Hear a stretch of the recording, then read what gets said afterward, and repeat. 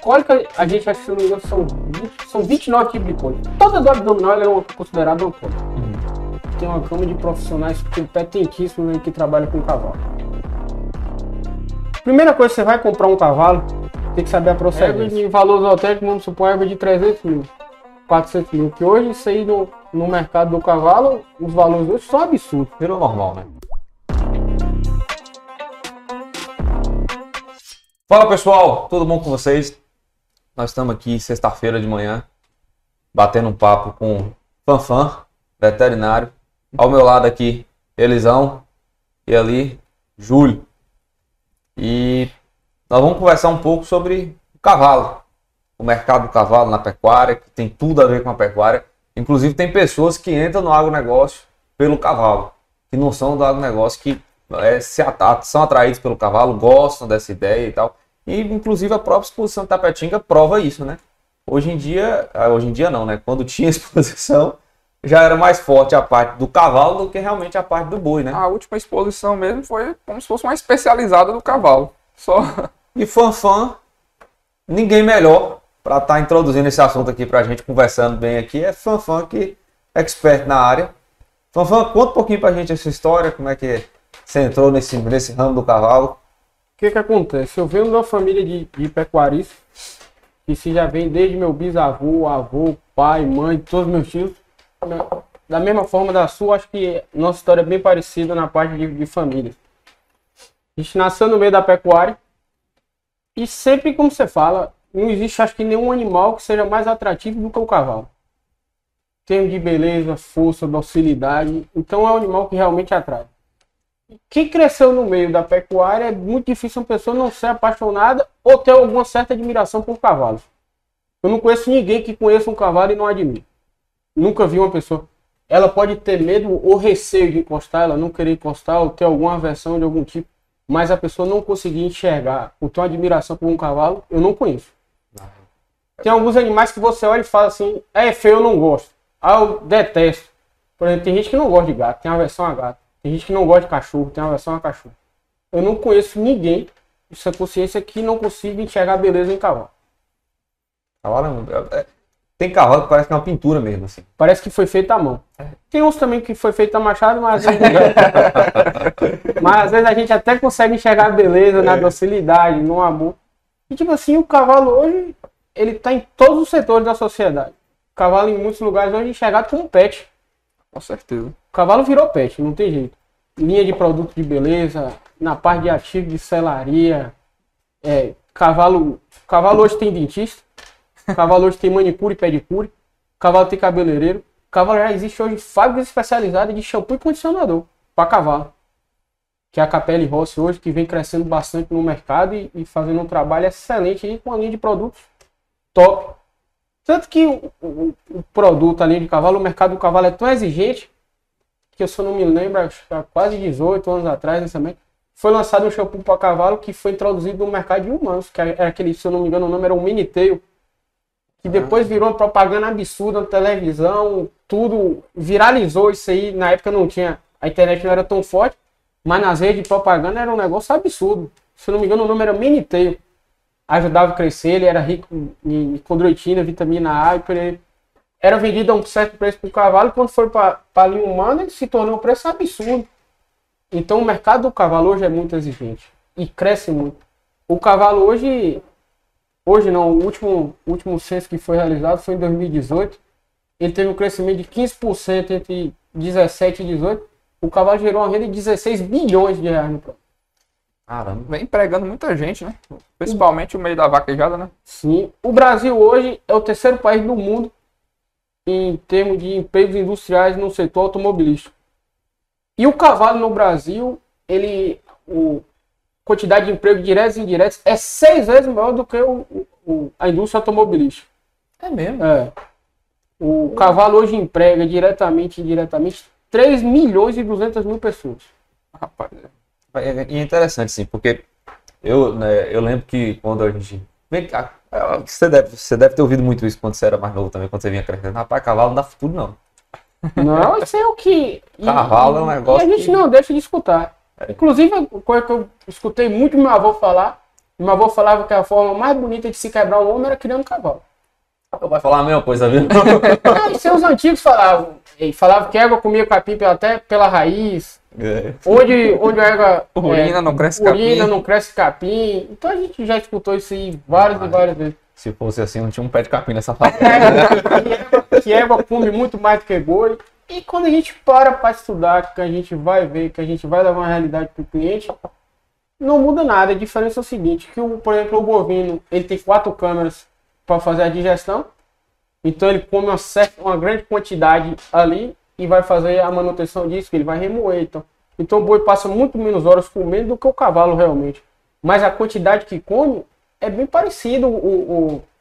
A quantidade de matéria seca que o bovino precisa relação de peso.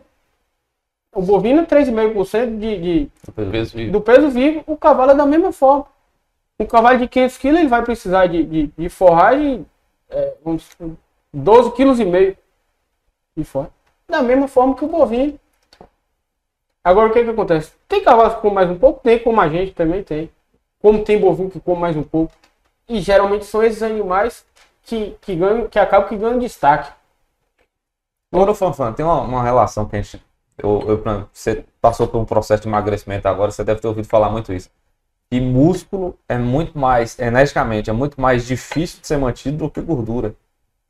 E eu acho que talvez uma diferença também muito grande que exista é que, tipo assim, o cavalo em geral, quando eles trabalham muito, eles são muito musculosos. Então talvez a exigência de nutrientes seja maior, não? O que acontece? Isso aí é relacionado geralmente a cavalos atletas, como você falou. E o mercado de cavalo atleta hoje, é onde eu estou inserido, hoje é dentro do mercado do cavalo atleta. Inclusive essa pandemia tem atrapalhado a vida da gente. Quando para as provas, é tipo assim, o cavalo machucou, ninguém vai ligar para o veterinário fazer um raio-x. Tá parado. Para que a necessidade de trabalhar agora? Aí hoje a gente está sendo chamado entre urgências e emergências. É uma cólica, uma sutura, uma fratura. Então a gente hoje está trabalhando em cima de urgência e emergência. Serviços eletivos. Tem alguns clientes não. Que continuam mantendo o padrão, continuam fazendo tudo certinho. A parte de odontologia, mantendo os cavalos embaiados, comendo a mesma qualidade de ração, fazendo tudo bonitinho. No início da pandemia, quando parou tudo, eu atendi uma vasta quantidade de cólicas, que depois eu até quero comentar um pouco sobre cólica. Porque o quê? O cavalo manteve a mesma quantidade de proteína e carboidrato e diminuiu a parte de exercício. Então, geralmente vem as cólicas, vem algumas complicações, isso aí é bem complicado. Inclusive, hoje não é desmérito do Brasil ou de nenhum outro país. A doença que mais mata cavalo no mundo, não é no Brasil ou na Bahia, é a cólica. A cólica está muito associada também à questão de trato, né? Porque eu sempre ouvi falar que cólica é muito causada por trato. Por erro no manejo do animal, vamos botar assim. Exatamente. O que acontece? Eu quero chegar onde você perguntou sobre a parte de músculos. Por exemplo, muitas das vezes o cara gosta do calo dele bonito, gosta do calo dele gordo. Hoje a gente vem desmistificando bastante isso aí. O cavalo gordo não quer dizer um calo tratado. Uhum. O cavalo hoje ele é um atleta. Ele não pode ter a quantidade de gordura que a gente via antigamente nos animais. Até pelo tamanho do cavalo, o coração dele é pequeno, é desproporcional para o tamanho dele. Eu tenho um professor, um cara muito bom, chama Dr. Geraldo Heleno. Cara de mim, especialista em gasto, puta de um veterinário. Ele falava o seguinte, que o cavalo foi feito pelo arquiteto e o bovino foi feito pelo engenheiro. O cavalo tem muita beleza, mas tem bastante coisa errada. E o bovino, hoje a gente já consegue enxergar a evolução genética, melhoria, a gente consegue enxergar. Quando a gente volta um tempo atrás, acho que seu avô foi criador de Hindu Brasil. Como é que é o nome, meu Deus? Foi, do Brasil também. Hindu Brasil. Se você parar e olhar há 30 anos atrás um boi do Brasil, você fala, isso não é o boi, isso aqui é um resquício de alguma coisa parecida com o orelha horrível, um umbigo horrível, o bucho parecendo que era de verme, e realmente não é. Eram animais tardios, que o cara para matar um boi do Brasil tinha que ficar 5 anos dentro da fazenda para ele atingir 18 arrobas. Ele primeiro crescia para depois engordar. Isso também aconteceu com o Nelore, a evolução genética provou isso aí. Antigamente você só conseguia fazer um acabamento de um boi Nelore com 22 ou 23 arrobas. Hoje o boi Nelore, o que a gente chama de Nelore moderno, com 17 arroba, ele tá acabado. Formação de arco nobre tá E perfeito. nos registros do meu avô, era em média de 24 a 26. Pois é. Sim, de meu avô não, de meu pai no caso, né? Que meu avô já era mais do Brasil e Egito. Mas meu pai era em média 24 a 26 arroba, antigamente. A terminação de carcaça só chegava lá. Quando Era. tinha 24, 26 arroba. Hoje em dia o frigorífico até penaliza um Exato. animal tão pesado. Paga só 10% a menos no preço de vaca. É. Acima de 24 arroba. Isso. Então o que acontece? Isso aí acontecia com seu pai, que era muito à frente do tempo na época. O seu avô também, que foi bastante à frente no tempo. Quando seu avô trouxe pra cá a braquiária, todo mundo falou que ele era louco. Foi. Todo mundo falou que ele era louco. O pai de Eu São Felipe falo Lima. porque eu tenho 35 anos e escutei meu avô falar isso. Que braquiária não era capim. Essa região. Aqui a região de Colonhão sempre verde, acabou. Só que quando foi no final, acho que eu tenho 14 anos que perdi meu avô já tinha desvirtuado essa conversa. Ele falava o seguinte: depois que inventaram a braquiária pro rico e a tilápia pros pobres, acabaram os seus problemas. Meu avô falava bastante disso aí. Depois que inventou a braquiária pro rico e a tilápia pro Fala um pobre, pouco do seu avô, seu avô é uma pessoa icônica na região também. então acabaram os seus problemas. E hoje, tudo a gente vem passando, a gente hoje vive uma fase tecnológica, tudo vem de tecnologia o tempo todo. O primeiro braquiária que veio, que era O africano, eles veio o chamam de africano, aí depois veio o rusiziense. Pô, na época que veio o rusiziense era uma febre. Aí veio os problemas de aborto caprino, aí veio os problemas de despigmentação, aí entrou a Embrapa pelo meio, que é uma empresa bastante competente, e vem fazendo manipulações. Eu já tenho várias empresas que fazem isso aí, que vem melhorando bastante.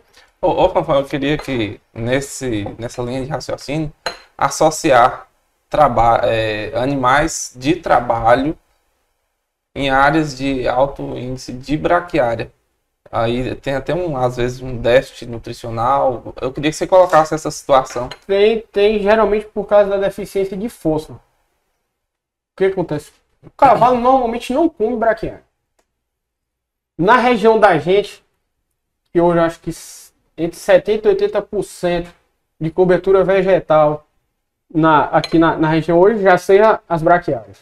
Entre 70% e 80%. Inclusive, a fazenda aqui agora passou por uma evolução geral, fazendo exatamente isso. Não foi trocando de pastagem. Sim, foi. Vem de 3 ou 4 anos fazendo isso. Isso não.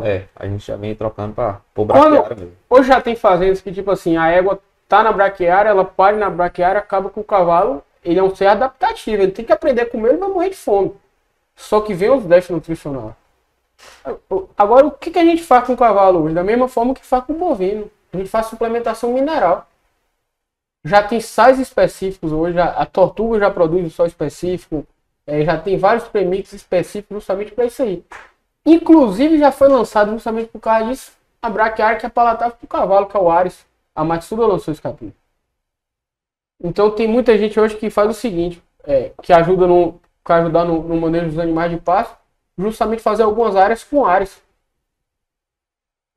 O Ares é bem parecido com o braquiarão, ele tem um efeito alelopático, é um capim de bastante massa, que ajuda bastante nisso aí. Então tem fazendas hoje, que antigamente, quando entrou nessa transição, às vezes deixava algumas áreas separadas de colônia sempre verde para o cavalo. Ou áreas que tinha bastante gramínea e tal. Mas só que geralmente as áreas que tem colonhão, que tem gramíneas, são áreas nobres da fazenda. Sim. Então, tipo assim, as pessoas começaram a debater, pô, bicho, a gente vai deixar essa baixada que chama... Toda fazenda tem a baixada da égua.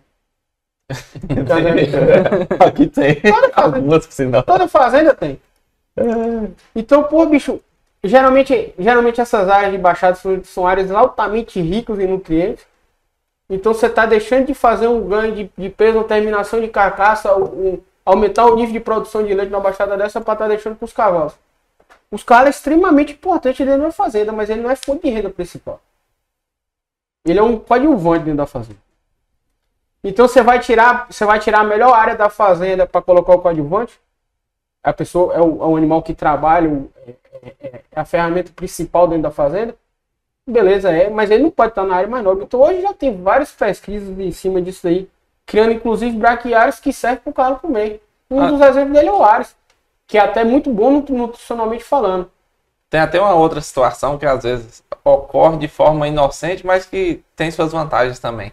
Pega os animais cavalares e coloca, a gente está falando de animal de trabalho a campo, e coloca na área suja. Não tem capim, mas tem as leguminosas que proporcionam aí um ganho e os animais ainda conseguem pelo menos se manter. Essas leguminosas enriquecem o banco alimentar. E às vezes acontece isso de forma inocente. Égua pode saltar nas capoeiras. Para as éguas aí, depois a gente resolve. Mas isso aí acontece com o cavalo, porque o que acontece? Diferente do bovino, o cavalo ele é totalmente seletivo no que ele come. Até a forma de passeio, né? A pinça. É muito raro você ver um equino com intoxicação por erva. Diferente do bovino. Aqui tem alguns pastos aqui na fazenda que tem o tingui. Chama tingui, chama o relabucho. Na seca ele fica lindo. Tá tudo acabado e ele tá bem verdinho. E ele é palatável. O tingui é palatável porque o bovino vai certo para comer. O cavalo não come o tingui de forma alguma. Pode estar tudo seco, ele tá verdinho lá lindo, o cavalo não encosta nele. Ele é totalmente seletivo. A gente vê muito esse animal de baia. Você pega que a gente chama cesta de feno ou no fenil. Às vezes o cavalo quando tá com alto trato, que vai para a gente coloca o feno, coloca alfafa, ou às vezes bota até 2 tipos de feno, de tifo, de transvala e bota alfafa. Primeiro o cavalo come a alfafa. Ele separa, ele come devagarinho a alfafa toda. Depois ele vai pro transvala e por último ele come o tifo, o 85. Se você fizer isso com o bovino ele fecha o olho e come. Onde a boca dele pegar, ele come. Pode estar lá alfafa. Hoje o bovino já tem algum... Eu falo bovino, que era na época a gente chamava bovino de pista, né? Já tem alfafa peletizada, já tem um feno peletizado, que é o tifo peletizado e tudo. Se você colocar no coxo, ele come do jeito que ele chegar lá, ele baixa a boca e come. Então não tem esse índice de seletividade. Então por isso que muitas das vezes acontece isso, como você falou, inocente. Não, bota os cavalos na área que tá mais suja ali. Porque o cavalo ele é seletivo, ele come e quando você chega no pasto que vê, muitas das vezes em regiões boas, a manga tá suja, a quantidade de capim é pouco, mas ele tá mantido. Ele tá escolhendo o que comer. E tá comendo bem. Então por isso que ele faz isso, por causa da seletividade alimentar que ele tem. Entendeu? Aí o que a gente faz? Corrige no coxo, com sal mineral. A gente já tem premix, mantendo o cavalo vermifugado. Hoje já tem cavalo da mesma forma do bovino, já tem os calendários vacinais, tudo certinho. Até a gente passou por um surto na Europa agora de herpes. O Brasil não teve o surto porque a gente já vem fazendo a vacinação há muito tempo. Tem a Lexto 8, tem a Triec, que já é uma vacina para herpes, a vacina nacional, e é muito boa. E a gente não passou por esse surto. Na Europa foi um desastre. Hein, Fafá? Você veio falando aí de cavalos embaiados.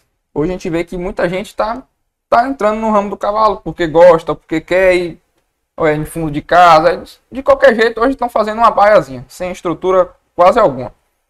O que a gente vê na alimentação é que eu acho que falta um pouco de conhecimento para essas pessoas. Tem gente que ou mistura o volumoso com o concentrado. A gente sabe que o concentrado às vezes a ração vai passar ali direto sem o cavalo absorver nada.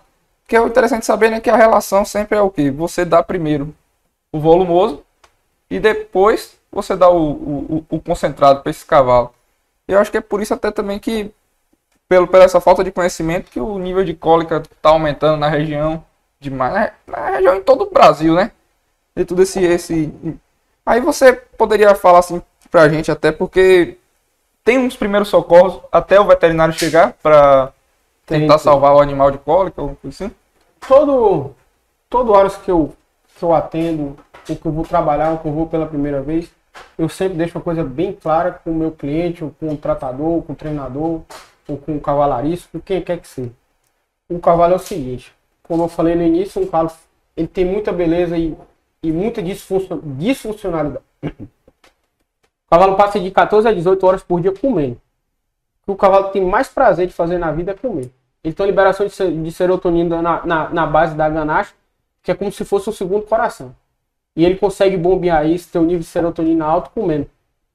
Então por isso que geralmente o cavalo come de 14 a 18 horas por dia. O cavalo ele precisa de 3 horas de sono para descansar.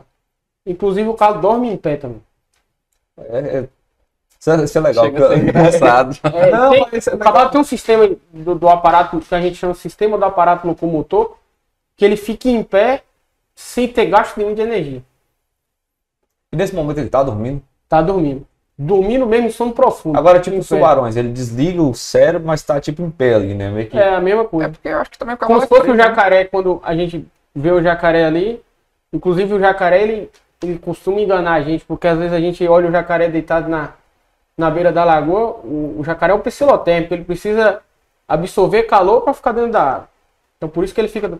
Muitas vezes a gente olha o jacaré, a gente encosta, isso aí é um meio na evolução que aconteceu com o jacaré e foi bom demais para ele. O jacaré tem uma membrana que a gente chama de membrana nictitante. Você olha o jacaré às vezes na beira da lagoa, você tá vendo ele com o olho aberto e fala assim, ele não tá dormindo, na realidade tá. Ele tem uma membrana nictitante que bloqueia a entrada de luz ali e ele não tá enxergando nada, ele tá realmente dormindo.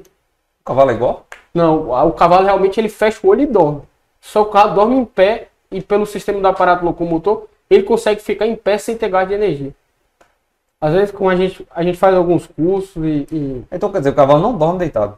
Não, tanto ele dorme deitado quanto dorme em pé. Ah, tá. Eu achei que, tipo assim, obrigatoriamente ele dormiria em pé. Não, eu- ele dorme deitado, descansa deitado, o cavalo ele precisa deitar, ele gosta de deitar. Mas não quer dizer que ele necessariamente tenha que deitar para dormir, entendeu? Sim. Ô, Fofão, tem muito problema de cãibra em animal, tipo assim, porque ni bovino mesmo. A gente tem muito problema assim, às vezes a vaca tá um pouco mais fraca. A Aí vaca ela entrou em deita. hipocalemia, ela tem câimbra. E vaca leiteira, isso aí é uma coisa que a gente vê em vaca. É difícil você chegar dentro de uma ordenha, não ter pelo menos 10 frascos de cálcio lá. É. Porque a quantidade de hipocalemia, até pelo que ela faz e pelo que ela processa e pelo que ela gera, isso aí é um aspecto normal de vaca de leite entrar em hipocalemia, que é abaixo de cálcio. No cavalo já é bem raro de acontecer hipocalemia. Uhum. Geralmente acontece hipocalemia em éguas prens, em terço final de gestação. Uhum. A égua está começando a produzir leite, está passando cálcio, bastante cálcio para o porco, e às vezes ela entra em hipocalemia. Mas é bem difícil. E às vezes acontece, tem algumas coisas que acontecem no cavalo que é bem parecido com cãibra, mas na realidade é uma disfunção da rótula. Às vezes você vê o cavalo andando, ele vai e esquece a perna. É. Aí o vaqueiro, a primeira coisa que ele fala, o cavalo na fazenda tá dando cãibra. Muitas vezes não é cãibra, ele tá com luxação coxo-femoral. Ele tem na região do joelho, quando passa os ligamentos, tem um reto, um cruzado, que a rótula ali perde um pouco, desgasta. Às vezes acontece muito em potro, que você sai do lugar. Quando sai do lugar, ele esquece a perna. Aí fica bem parecido com a cãibra, mas é bem difícil ser cãibra. Mas tem um tratamento pra isso ou É não? bem raro. Tem tratamento tanto cirúrgico como clínico. Tratamento clínico a gente faz o que a gente chama de ladeira. A gente tenta fortalecer aquela região de musculatura fazendo exercício de subida e descida de morro. A gente sobe, desce, sobe, desce, sobe, desce para fortalecer a musculatura. Tem cavalos que conseguem reverter. A gente entra com alguns medicamentos não esteroidais para tirar a dor e fazer o fortalecimento de musculatura. Quando não consegue, a gente tem que fazer a retirada desse ligamento, geralmente que empurra a rótula para o lado, para fora. A gente é um tratamento cirúrgico. Às vezes tem cavalo que tem que fazer uma abertura, essa cirurgia que a gente faz da retirada, muitas vezes faz a campo. A outra que é bem invasiva, que tem que abrir e fazer tipo uma raspagem para colocar, para encaixar ele no lugar de novo, já tem que ser em centro cirúrgico, clínica mesmo. Você faz muita cirurgia a campo, Fofão? Eu faço bastante cirurgia a campo hoje.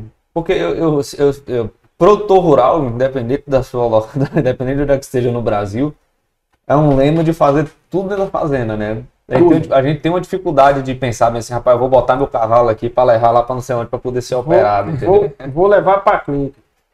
E já tem aquele negócio que levou para a clínica é porque tá morrendo. E na realidade hoje já mudou bastante isso aí, né? Não é mais assim. Os cavalos de alto nível, hoje qualquer coisinha tá indo para a clínica. Já tem hospitais hoje especializados, já tem clínicas excelentes. Na Bahia a gente ainda está engateando nisso aí. A Bahia hoje tem 2 clínicas que são referências nacionalmente, que é a Clean Lab, Dr. Ulisses e Claudinho. E tem a Clínica do Rancho, que é de Dr. Eder e Dr. Tinoco. Aonde é que fica essas clínicas? Todas duas em Salvador. Salvador não, na realidade em Lauro de Freitas, todas duas. Só que o que acontece? O cavalo passei de Teixeira para ir para Lauro, são 1.000 quilômetros. É muito longe. O cavalo para sair de Tapetinga para Salvador são 600. De Conquista para Salvador são 500. Quando são serviços eletivos, para ir para a clínica compensa bastante. Tipo assim, o cavalo teve uma fratura de 4 metatarsos, um cavalo atleta. Vai para operar? Vai, beleza. A cirurgia de cólica hoje o cavalo vai ficar em média de 10 a 12 horas em cima do caminhão até chegar lá. Aí muitas das vezes já chega com nível de lactato absurdo, com desidratação absurda. Muitas das vezes não se consegue salvar. A cirurgia de cólica a campo é quase que impossível de fazer por causa de nível de contaminação. O cavalo é muito frágil em termos de nível de contaminação e é bem difícil de fazer uma cirurgia dessa a campo. Agora a do 4 metatarso, por exemplo, a gente já faz a campo. Sim. A gente tenta fazer de toda forma o mais estéril possível, depois entra com antibiótico terapia pesada para tentar zerar isso aí. A gente já faz.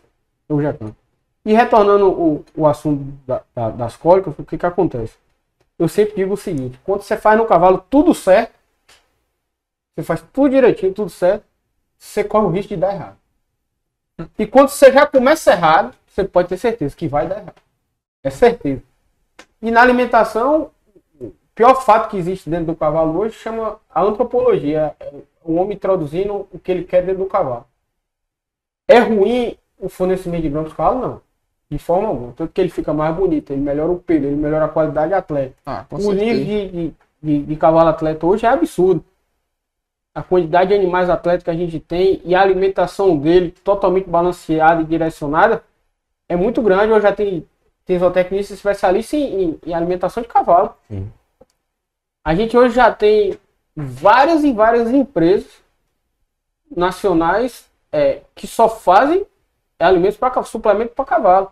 Tem a Vetinil, tem a Botufarma, tem a Organate, tem a Super Roça, são várias. Tem a Lavisul. Qual é a melhor? Acho que tanto no equino quanto no bovino, as empresas grandes e idôneas, elas são muito parecidas, são muito próximas uma da outra. Porque dentro do cavalo, com o mercado super exigente, quem não é bom não fica. Você fala, você prefere qual? Organate, Vetinil, Botufarma? Tem várias linhas de produto que às vezes a gente tem preferência por algum, mas na outra empresa a gente tem preferência por outro. Tem os medicamentos hoje importados que entram através da Zoética, a linha da Equus, que é muito boa. Tem o Redicel, tem o Megabase Júnior. Aí dentro da Organite tem o Corporiputo. Então tem uma vária gama de... Pra tudo tem um cavalo. Ah, eu quero melhorar casco e o pelo. A Organite tem casco e pelo. Ah, eu quero melhorar o casco e pelo. A Vetinil tem um BioRoof.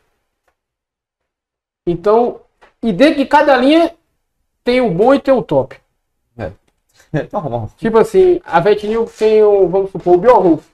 Tem um BioRoof e tem um BioRoof JCR. Que é a linha como se fosse uma linha super premium. Entendeu? Então, dentro dessas empresas aí, tudo tem isso. E na alimentação do cavalo, como você falou. Mas sim, hoje todo mundo quer ter um cavalo. O mercado cresce absurdamente. E o cavalo virou realmente pet. Então, o que acontece? O cara não tem experiência. É apaixonado. Às vezes, ou faz numa propriedade rural, ou até dentro da própria cidade. Faz uma baia, faz no estábulo, ou leva cavalos para hotel de cavalo, que aqui dentro da cidade de Itapetinga, não sabe, acho que Itapetinga hoje tem mais de 200 cavalos em baia. Tem. Dentro da cidade. Só. Não, peraí, dentro da região urbana aqui? Dentro da cidade. Só na Nova, só ali na Nova, estão uns 60. num perímetro de 1.000 metros, acho que deve ter mais de 60 cavalos em baia. É mesmo? Júnior tem... Júnior deve ter quase 30.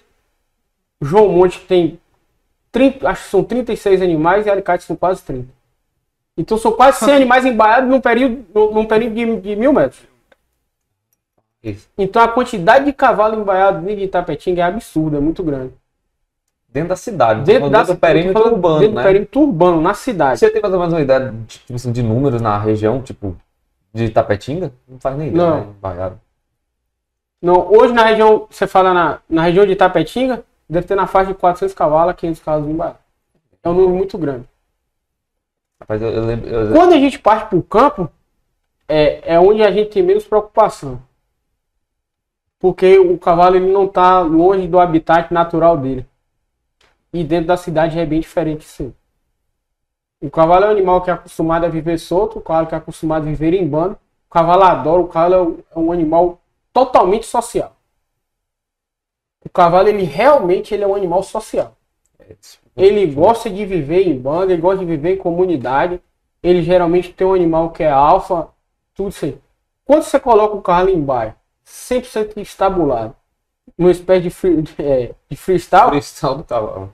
o freestyle do cavalo, isso aí não é bom pro cavalo. Não é bom de forma alguma. A gente consegue assemelhar, por exemplo, quando o cavalo faz fornecimento de feno. Os animais de vaquejada são bem diferentes dos cavalos de corrida e dos cavalos de pino. Na região da gente, a gente tem que praticamente, acho que 95% dos animais, ou é manga larga machador, ou é quarto de milho. Ou o animal é atleta, de esporte mesmo, ou é um animal um atleta de macho. Os dois são atletas da mesma forma. Sem tirar e nem botar, e não existe diferença de esforço, todos os dois vivem em alto nível, todos os dois prestam competições, tem nível de desgaste absurdo. Então o que acontece?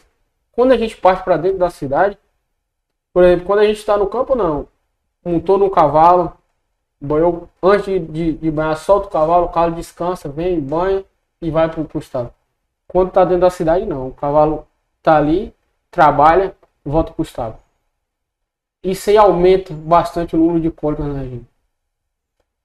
Mas isso aí, então quer dizer, as cólicas também estão bem relacionadas com o estresse do animal.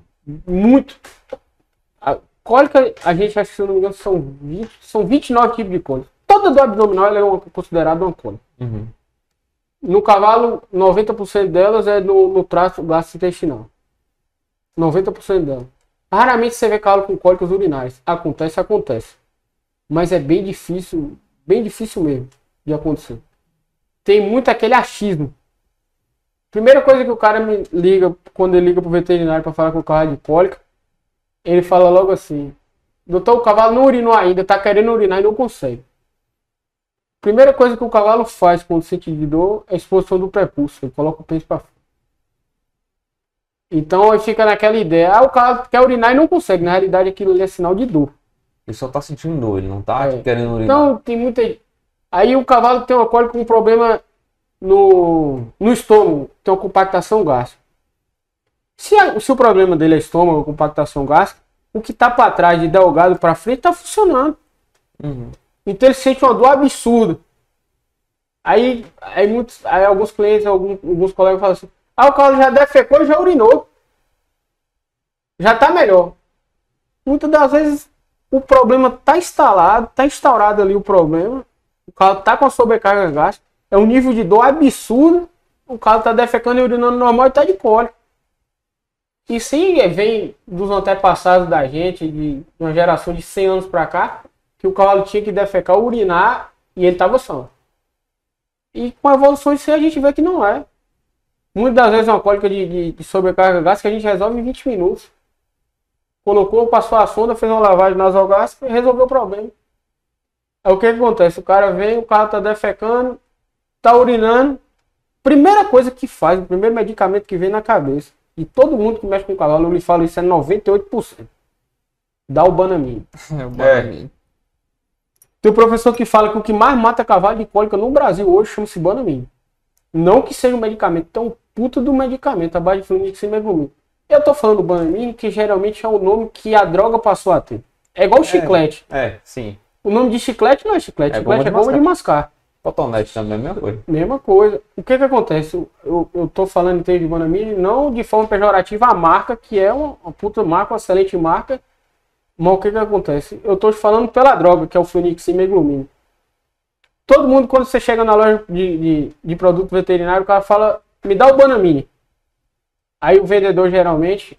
Eu tenho esses aqui. Ele fornece uma gama de Flunixin. Tem o Niglumine, tem o Flunixin, tem o Banamine, são vários. Mas quando você pede o Banamine, é como se você estivesse pedindo a droga, o Flunixin e Meglumine. Como pedir uma de pirona. Exatamente, pronto. Não é como se você pedisse exatamente. O cara chega e lhe entrega ali um nicho Lindo. Tá, que eu tenho esse do Bonamini aqui. Qual que você quer? Você entendeu como é? Entendi.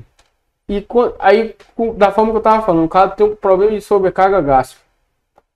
O cavalo urinou e defecou, mas ainda continua sentindo dor. Não, ele tá com cólica não, tá só com como. Vamos dar o Bonamini. O Bonamini, em musculatura lisa, ele tem uma puta de uma ação que ele mantém o cavalo 6 horas sem dor nenhuma. Ele parece que ele tá morrendo, se acabando por dentro e sem dor. Aí você pegou um cavalo que tá com a sobrecarga gástrica, ele tava urinando e tava defecando, você vai e tira 100% a dor dele. Quando essa dor volta 6 horas depois, Volta já matando também, né? o que acontece? O que tava parado ali, o que tinha sobrecarga gástrica era só estômago. Só que o animal, se ele tem uma sobrecarga gástrica, ele não consegue comer. Ele não come, o estômago dele tá cheio. Ele não vai conseguir comer, ele não tem apetite. Então o que o organismo acaba de reconhecer? Pô, se não está passando nada para cá, vamos diminuir. Então o peristaltismo do delgado começa a diminuir. O ciclo no colo maior, a flexura pélvica, colo menor, transcendente, ascendente, cápsula retal, tudo, ele vai diminuir os movimentos. Na hora que para ali, parou, a gente chama atonia. O cavalinho tem atonia gástrica. Aí na hora que o veterinário chega, depois de 12 horas, ele aplicou o Bonamini, passou 6 horas, o cavalo voltou a sentir, ele vai e aplica mais outra dose. O cavalo passa 12. Quando passa o efeito, volta de novo. Aí é quando o veterinário fala, só chama quando tá morrendo. Aí sempre quando a dor volta depois das 6 horas, ela volta maior. Justamente por causa das complicações ascendentes e que vem depois. Vem a primeira atonia primeiro, aí depois vem a segunda atonia. Que o que aconteceu? O cavalo parou. Só que a microbiota dele tá ali funcionando. O cavalo diminuiu os movimentos e a parte de micro-organismos dele tá funcionando. Aí muitas das vezes vem a produção de gás. Ainda mais cavalo embaiado, que come bastante carboidrato. Que é o que a gente sabe que é um ativador de micro-organismos que dá da mesma forma no bovino. Aí o cavalo vai e começa a produzir gás. O cavalo tem 2 câmeras gigantes dentro da barriga. Um é o seco e o outro é o colo. E todas as duas são muito ricas em micro-organismos. Aí quando você começa a produzir gás, você vê que o cavalo é um baú. Quando ele começa a expandir, ele vai expandindo e chega uma hora que não tem para onde ir. Então aquilo ali ele vai e começa a fazer uma compressão. Uma compressão que a gente chama de compressão diafragmática. Aí você começa a atrapalhar a respiração. Você começa a atrapalhar a fase cardíaca. Porque você está comprimindo, você está empurrando aquilo ali para frente. Ele inchou até um certo ponto, começou a empurrar o diafragma agora. Quando você começa a empurrar o diafragma ali, beleza, e agora? Aí você vê que o cavalo começa a gente chama de hiperventilação. Ele começa a cair. Geralmente o cliente quando liga pra gente fala o seguinte, o cavalo tá batendo já. Quando o cliente já fala o cavalo tá batendo, a gente já sabe até por onde é que tá se passando. O cavalo já tá hiperventilando. Quando você bota o step que você vai soltar o cavalo, o batimento normal dele fica entre 32 e 36. Quando você chega em algumas situações, o cara já tá com 60. 80, 90 de cardíaco. O cavalo com 90 de cardíaco, ele é um dinamite do pavio curto, a qualquer momento ele explode. Ele tem uma parada, ele papuf, cai morto. Às vezes a cólica não matou, ele morreu por uma parada cardíaca. Por causa, exatamente isso, por causa do tempo. Hoje, dentro das 4 primeiras horas, quando não é torção ou deslocamento de alça, geralmente a gente consegue salvar. E tem um nível, graças a Deus, eu tenho bons resultados. Com isso aí, acho que 100% dos meus clientes, que são realmente clientes, que o autônomo profissional liberal, a gente tem clientes fixos e tem clientes que chamam volúveis. Ele apareceu no dia, precisou de um profissional, às vezes o profissional que atendia ele não pode estar em trânsito ou tá atendendo algum outro animal de caso parecido. Muitas vezes a gente é indicado para ir até o local. Geralmente a gente não tem um trabalho alinhado. Então geralmente esse cliente não sabe. Hoje todos os clientes meus, que são 100% clientes meus, que eu atendo a parte, que eu faço a parte de odontologia, que eu atendo a parte de cólica, que eu faço a parte de manejo de cavalo atleta, ele já sabe. O cavalo no primeiro momento, ele sentiu alguma dor, ele sentiu algum desconforto, não medica. Aquela hora que você me perguntou, qual o primeiro socorro que a gente pode fazer até o veterinário chegar? O melhor primeiro socorro que existe para um cavalo, no caso de cólica, ou ele caminha, geralmente eu boto um banho. O banho é uma coisa que desestressa bastante o cavalo por causa do desequilíbrio térmico que acontece. O cavalo aumenta a pressão, gera vasodilatação, aumenta bastante. Se dá um banho, às vezes, para relaxar o animal, bota ele para caminhar. A parte do caminhar, aquela movimentação que tem ali, que faz o mecanismo que a gente chama de mecanismo de Foley, que ele empurra para frente o Ajuda também na liberação de gases, né? ajuda bastante na liberação de gases. Semelhante ao ser humano também, né? A mesma São atividades, um banho relaxa. Um Mesmo banho andado. relaxa, caminhar, dar uma saltugada. E não tem jeito, a gente é um mamífero da mesma forma que qualquer outro e a gente sabe por onde é que vai. O que acontece? O que eu indico? Um banho, fazer uma caminhada leve. Agora, aí medicamento. Você pode entrar com soro, a fluidoterapia. Geralmente o rígido com lactato. Antigamente se fazia muito solução fisiológica e a gente já viu que não dá certo. Não é suficiente. Não, hoje a gente já entra com rígido com lactato, e tem várias empresas que já produzem. Toda hora que eu trabalho, ou que eu dou assistência, ou fixa, ou volátil, dentro do horas hoje ele tem que ter o soro. Tem que ter que fazer a fluidoterapia. A fluidoterapia é coisa que é intitulada aí sim, mundialmente, que não, se ela não lhe ajudar, ela não vai lhe atrapalhar. De forma alguma. Acredite sempre que ela ajuda muito mais do que atrapalha. O cavalo hidratado, o cavalo mantido no soro até o veterinário chegar, é uma coisa bastante interessante. Quando você já pega um cavalo em nível de desidratação severo, às vezes eu falei da parte de caminhar. Só que a gente vive num meio que o nível de conhecimento é bem escasso. Às vezes você fala pro cara, não, é para dar uma caminhada pro cavalo relaxar. O cara fala, pô, se caminhar é bom, vou botar ele para correr, melhor ainda. Em algumas situações realmente. Mas dentro da maioria não. Aí o cara Senta o rei. peia. O cavalo começa a suar, o cavalo entra em processo de desidratação. O cavalo se desidrata muito rápido. O cavalo é um animal fácil de sofrer desidratação. Hoje a gente já tem linhas de medicamento de eletrolítico que é, mundialmente falando, acho que é uma das melhores linhas de eletrolítico no mundo hoje é do Brasil. Acho que o Eletroec da Vetnil e o Eletroec é o da Organite e tem o Busta que é o da Vetnil. Então, hoje eu indico bastante. O cara tem no Aras ali um eletrolítico, tem um soro, que é para fazer de primeiro socorro. O eletrolítico ele ajuda a fazer um equilíbrio dos eletrólitos. O cavalo perde bastante na desidratação. E a massagem? Porque assim, tem um conhecimento popular que quando o cavalo está com cólica tem que fazer massagem para ele aliviar. Isso aí é geralmente o que eu falo. O conhecimento, eu acho que toda medicina hoje, ela veio do conhecimento popular. Inclusive a humana, a medicina equina. Tudo primeiro teve os precursores até chegar onde a gente está hoje. Só que o que a gente vê é muita garrafada, A massagem funciona se você pegar livro de 1940, tinha uma massagem que fazia nos cavalos, que era tipo com a tauba. Ainda se faz bastante em bovino quando tem deslocamento de abomático. Coloca aquela tábua ali na barriga, e fica um de um lado, outro do outro, tipo levantando. Funciona no cavalo? Em algumas situações funciona. Mas na grande maioria, aquela massagem que geralmente, na linguagem técnica chama o flanco, mas na linguagem popular o vazio, aquilo ali não tem, como se diz. Você falou, são 29 tipos, né? Não- Você acertar o tipo certo que precisa. Não tem eficácia. Se for, por exemplo, a compactação de estômago, você está fazendo a massagem no flanco, tá 1 metro do estômago ali, do flanco pro estômago. Então você vai adiantar o que nada. Então, por isso que geralmente eu não indico, eu não trabalho.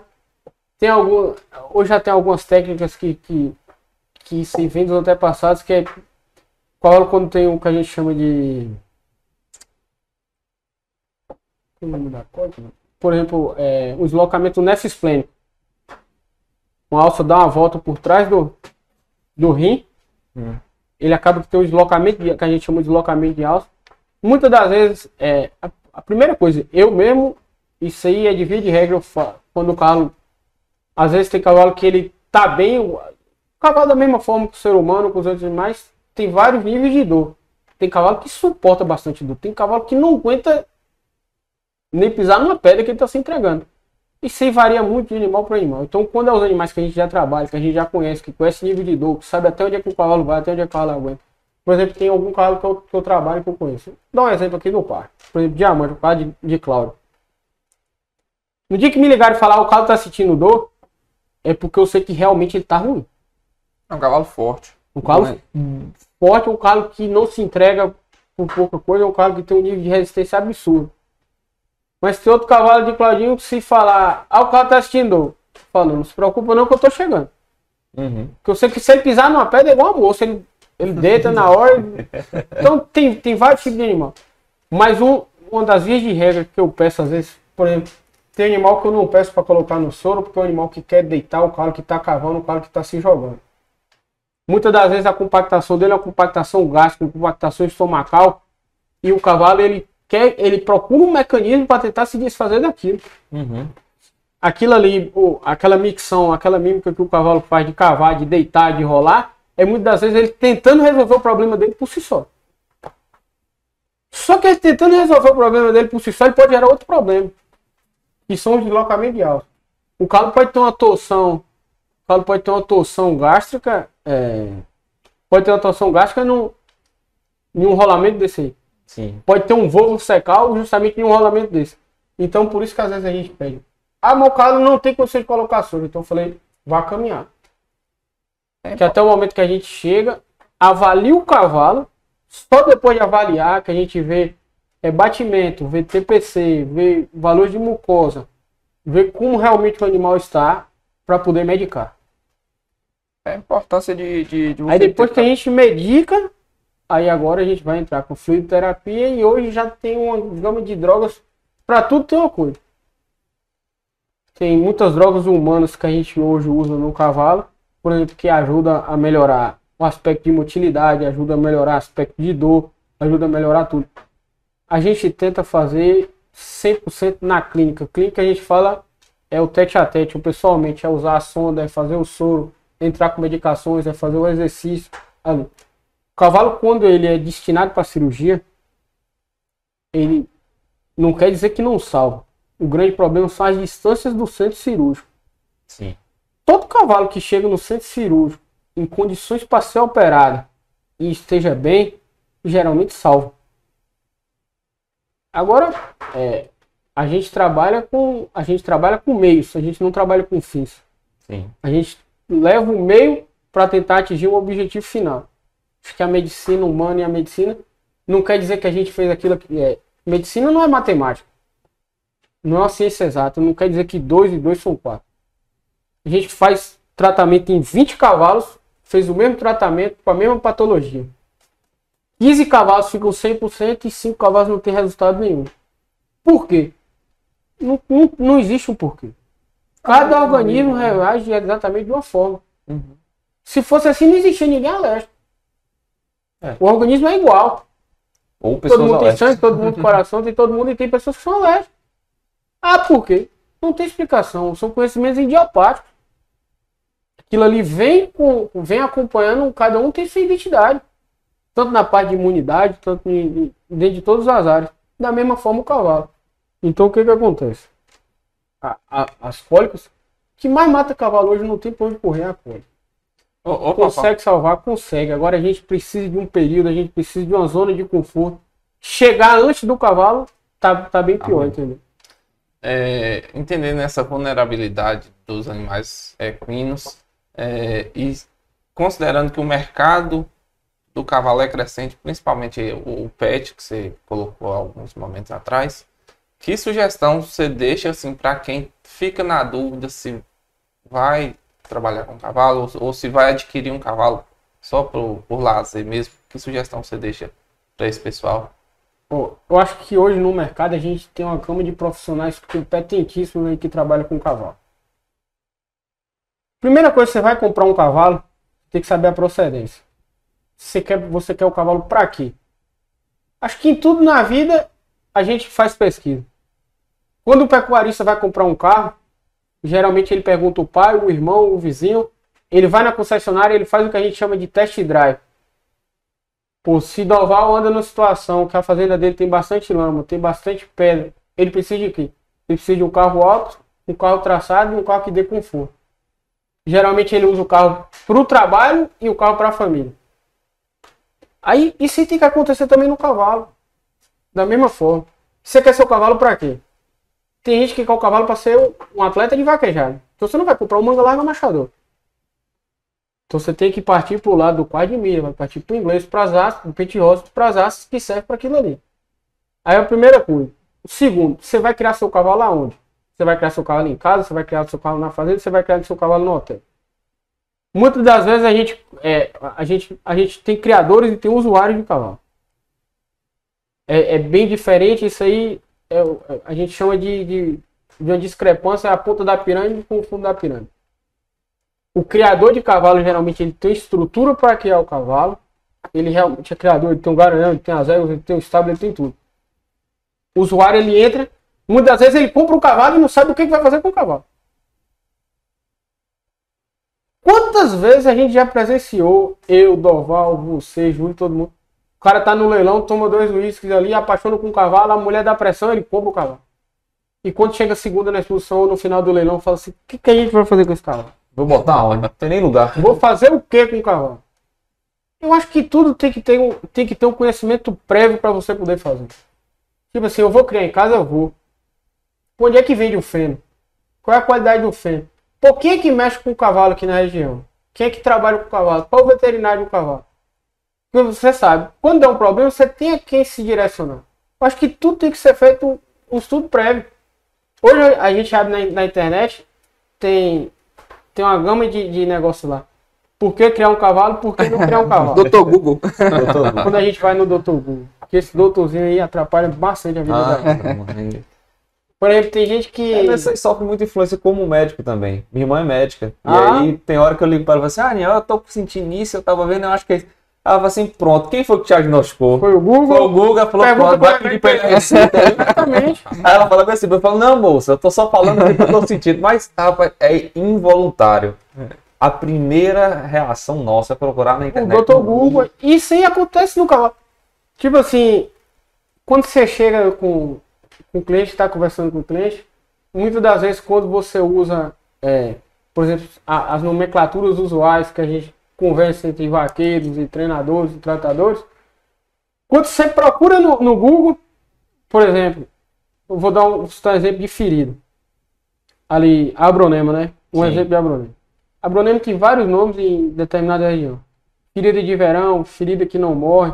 Aí, muitas das vezes, quando você procura no Google lá, aí você digita ferida de verão, cavalo. Aí, já aparece na sugestão lá, abronemose equina. Aí o cara vai procurar termos técnicos, vai procurar tudo pra ver. E no Google tem tudo, a verdade é essa. Tem imagens, tem não sei o quê. Mas o que acontece? O grande problema são as semelhanças com as outras doenças. Muitas vezes o cara está tratando um abronema que era para ser tratado como uma ferida normal. Muitas vezes o cara está tratando um abronema e na realidade não é abronema, é a pitiose. Uma doença causada por fungo completamente devastador. Acho que dentro das feridas hoje a pior ferida que tem hoje é a pitiose. Quando ela é indicada, quando ela é tratada por um médico veterinário, tem um tratamento fácil, tem tratamentos específicos, sara até às vezes mais rápido do que a própria abronemose. Só que, por exemplo, quando você pega uma pitiose para tratar com uma abronemose, ela só faz crescer. A abronemose equina é um ciclo errático do verme. Uhum. Ela fez um ciclo errático, ela se instaurou na pele, muitas das vezes próximo ao olho, ou em parte do sistema locomotor, algumas vezes até no prepúcio, em partes que ficam mais expostos. E onde tem mais risco de machucar. Porque a gente, 70% de machucado no cavalo é do joelho, da canela para baixo. É. Então, onde às vezes corta com arame, corta com espinho, o cavalo atleta, o pé de boi, às vezes o pé da lata, às vezes o pé do morão. E é onde tem a deposição dos ovos e faz o ciclo errático da abronemose. Só que quando a pitiose que você está tratando, a abronemose é o ciclo errático de verminose. Você geralmente trata com ivermectina, trata com tricloforme. E tem várias outras gamas de droga que tratam a abronemose. Só que quando a pitiose é um fungo. Então você está tirando graxa com água, não adianta, não vai sair. É verdade. Não vai. Aí quando você liga pro veterinário, o problema que era de, vamos supor, de 6 a 8 centímetros, já tá com 20 ou 30. Tem 30 centímetros. Aí, quando o cara liga, falou, doutor, começou uma feridinha ontem aqui, eu comecei a tratar, mas já tomou a perna toda do cavalo. Pô, bicho, aquilo ali tem mais de 30 dias. Começou ontem. Quando o cara fala, meu cavalo parou de comer tem um dia, É milagre. não tem, já tem quase uma semana. Você só percebeu. Hoje já existem vários memes na internet, quando a gente olha aí, que fala as mentiras que os proprietários contam. Pô, bicho, às vezes chega a ser engraçado, porque quando o proprietário conta mentira, você já tá sabendo o que tá acontecendo na realidade. E no ser humano é a mesma coisa. Uhum. Na linha pet, na linha de cachorro, na linha de feliz, é do mesmo jeito. Quando o cara chega no médico, às vezes o filho tá com problema de pele, aparecem suas manchinhas. Falou, doutor, começou isso aqui tem 2 dias. Pô, quando olha que a gente chama na fase de anamnese, na fase de inspeção, de procurar saber as causas, as possíveis causas, quando você vai olhar, já tomou o corpo todo. Pô, ali ela viu, ou perguntou pra vizinha ou pra mãe, que geralmente é mais experiente com os filhos, trata com isso, não deu certo, aí procurou outro meio, foi pra internet, que às vezes quando a internet não foi a fonte principal, tentou, não conseguiu, aí vai até o médico. É a mesma coisa com o equino. Da mesma forma, isso aí, a gente vive no ciclo errático sempre. Isso em todas as situações. E com o cavalo não é diferente. Mas isso aí, Fanfan, é o caso da relação também de tratador com o produtor. Porque o tratador conhece o cavalo mais do que o dono do cavalo, né? Então, se o tratador observou que o cavalo não estava comendo ou estava estranho, aí ele vai tentar resolver tudo ali. Depois de uns 2 dias que vê que não resolve, liga pro criador. E o criador vai e liga pro veterinário. Quando o criador liga diretamente pro veterinário, tá bom. Pode começar 2, 3 dias. Só que o que acontece no cavalo? Geralmente o tratador tentou, depois o criador, que tem uma experiência maior do que a do tratador, geralmente tem. Ele também vai tentar. Quando não dá certo... Aí liga, aí já passou 4, 5 dias. Então, já se passaram alguns dias de sair documento. Só que essa realidade hoje vem mudando. Vem mudando bastante. Alguns áreas que eu atendo aí, todo mundo já sabe. A gente tem que ditar nosso ritmo de trabalho. A grande realidade é essa. O profissional não pode deixar ser ditado. Ele tem que ditar o ritmo de trabalho dele. Se acontecer uma vez no Aras, você tem que chegar e alinhar. Não, vamos alinhar. Aconteceu isso aqui dentro do Aras, imediatamente me liga. Imediatamente. O WhatsApp é uma ferramenta que eu sou meio avesso ao WhatsApp, não gosto de usar, eu acho que não deve ser fonte principal de comunicação. Eu sou totalmente contra o WhatsApp ser fonte de meio de comunicação principal. E se tornou, isso é mundialmente falando. O WhatsApp se tornou o meio de comunicação principal e eu sou contra. Hoje eu rodo na faixa, hoje não, são 11 anos já. Minha média de quilometragem mensal é de 10 a 12 mil quilômetros por mês. Essa semana mesmo você estava em São Paulo. Saí segunda-feira, quarta-feira eu voltei. Então eu rodei 5 mil quilômetros em 3 dias. Então se eu parar para responder o WhatsApp, eu vou ter que parar de trabalhar.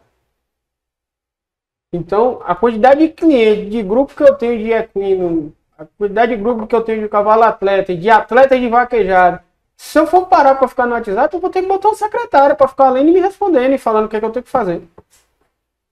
Falou, Fofão, fulano tá perguntando aqui, o cavalo dele tá assim, o que é que ele faz? Pô, liga pro veterinário. É a primeira indicação que eu tenho. Eu tenho Instagram hoje que parece que virou um meio de consultas online. Eu em janeiro, eu fiz um detox na internet, no mês de janeiro. Porque a gente chega no nível de estresse absurdo, eu tive que fazer um detox na internet. Eu fiquei exatamente 40 dias sem usar a internet. Tudo bem, cara. Pô, fiquei 40 dias. E me fez um bem absurdo, porque... E como é que foi a relação com os clientes em relação a isso? Porque é difícil você falar hoje que você vai se comunicar. Eu tenho uma visão muito parecida com a sua. Eu tenho dificuldade, por exemplo, de a comunicação ser exclusiva pelo WhatsApp. E as pessoas muitas vezes utilizam a ligação até pelo WhatsApp. Cara, é uma ligação de péssima qualidade. Saco. Cai toda hora, desconectado, reconectando. Isso. E às vezes produtor grande, velho. Tem gente grande aqui da região que me liga via WhatsApp, pô. Tipo, tem hora que eu olho e falo assim, velho, o que custa pra essa pessoa gastar ali, fazer uma ligação normal e conversar comigo? Muitas das vezes é a praticidade. O cara vai, ele manda uma mensagem no WhatsApp. Demorou de Você não respondeu, Ele já você clica não no botão. visualizou. Ele já tá ali, então ele já vai cortar o caminho dele. Ele já vai no botãozinho do telefone e já clica. Ele não quer ter o trabalho de sair na agenda dele, procurar o telefone pra poder te ligar. É verdade. Já eu sou o contrário. Eu, Os meninos aqui eu converso pouco pro WhatsApp. Só parte tipo assim, ó, velho, vamos fazer isso tal dia. Vamos ativar uma agenda. meu Agora eu Instagram, posso ligar. meu Instagram hoje, eu tenho uma certa quantidade de seguidores. Que quando o cara vai no Dr. Google, que ele procura no Dr. Google, que ele não tem como falar pro Dr. Google o que o animal dele tá sentindo ou fazendo, isso aí acontece bastante, você pode ter certeza disso. Tenho vários e vários casos aqui, posso até mostrar depois. O cavalo dele tá assim, assim, assim, assado, depois que aconteceu isso, isso e isso. Ele não tem como digitar no Google, meu cavalo sentiu isso, isso e isso, e agora tá apresentando isso, isso e isso. O que o cara faz? Ele vai no Instagram, aí bota hashtag equines ou hashtag veterinário. Assim, geralmente aparece veterinário que tem um maior número de seguidores, aí o cara sai procurando. Aí o cara manda mensagem geralmente para vários, até um responder. Eu sei porque eu tenho aqui gente que fala comigo da Paraíba, gente que fala do Pará, gente que fala do Amazonas. A primeira mensagem é sempre o seguinte: eu moro numa região que não tem veterinário. Não existe região que não existe veterinário. A quantidade de faculdade de medicina veterinária que a gente tem é absurda. A quantidade de veterinários que a gente tem hoje no Brasil é um negócio absurdo. A gente tem um grupo de veterinários aqui em Itapetinga. Deixa eu dar só uma olhadinha aqui quantos tem, que eu tenho até acho quase um ano que eu olhei esse grupo. Mas vocês, os meninos aqui que são zootecnistas, devem ter muito essa. Tipo assim, amigo consultoria. Amigotoria. Aqui, ó, dentro de Itapetinga, uma cidade de 80 mil habitantes, tem um grupo de 55 veterinários. Só da região aqui. Não é da região, de Itapetinga. Só de Tapetinga, só. De Itapetinga. Tem um grupo com 55 veterinários. Eu sei que realmente a quantidade de veterinários especialistas em equino é bem pouco. Isso eu sei. Eu acho que na região da gente hoje aqui, entre Tapetinga e Conquista Sul da Bahia, especialista em cavalo, tipo assim, eu morei bastante tempo na região que lá realmente é bastante carente. Mas tem, não deixa de ter. Hoje já melhorou bastante, tem vários veterinários, morei muito tempo no Pará. Então eu tive no Pará que ser de obstetra até oftalmo no cavalo. Eu tive que fazer desde parto até fazer tratamento de olho. Então, a gente teve o que a gente chama do clínico geral. Uhum. Em São Paulo, não. São Paulo hoje tem um veterinário que só trabalha com oftalmologia, tem um veterinário que só trabalha com odontologia, tem um veterinário que só trabalha com cardiologia, tem um veterinário que só trabalha com acupuntura. É mesmo. Tem veterinário que só trabalha com fisioterapia, com reabilitação. Só que a gente ainda vive uma realidade bem diferente. Ou a gente é o clínico geral bom, ou então a gente não vai ficar no mercado. O veterinário vive único e exclusivamente de resultado. O veterinário, eu acho que o único profissional que não vive de resultado, por causa do corporativismo dele, que é absurdo, isso é muito bacana, não acontece dentro da medicina veterinária, é medicina humana. O médico é ruim, passa tratamentos pífios que não vão para frente, ele vai continuar ganhando o dinheiro dele, ele vai continuar no posto de saúde e tal, por causa do corporativismo que existe dentro da medicina, que é bonito e muito bom. Dentro da veterinária não existe corporativismo. Não existe. O profissional está sempre buscando clientes e eu acho dentro de Itapetinga é muito bom. Bicho. Eu não tenho o que reclamar das parcerias que a gente tem. Eu acho que aqui, pelo que eu acredito, dentro dos profissionais que a gente tem dentro da nossa região hoje, é muito bacana. Minha relação com o Alexandre, minha relação com o Thiago Roseiro, minha relação com o George, minha relação com o Dr. Paulo, com o Rivaldinho.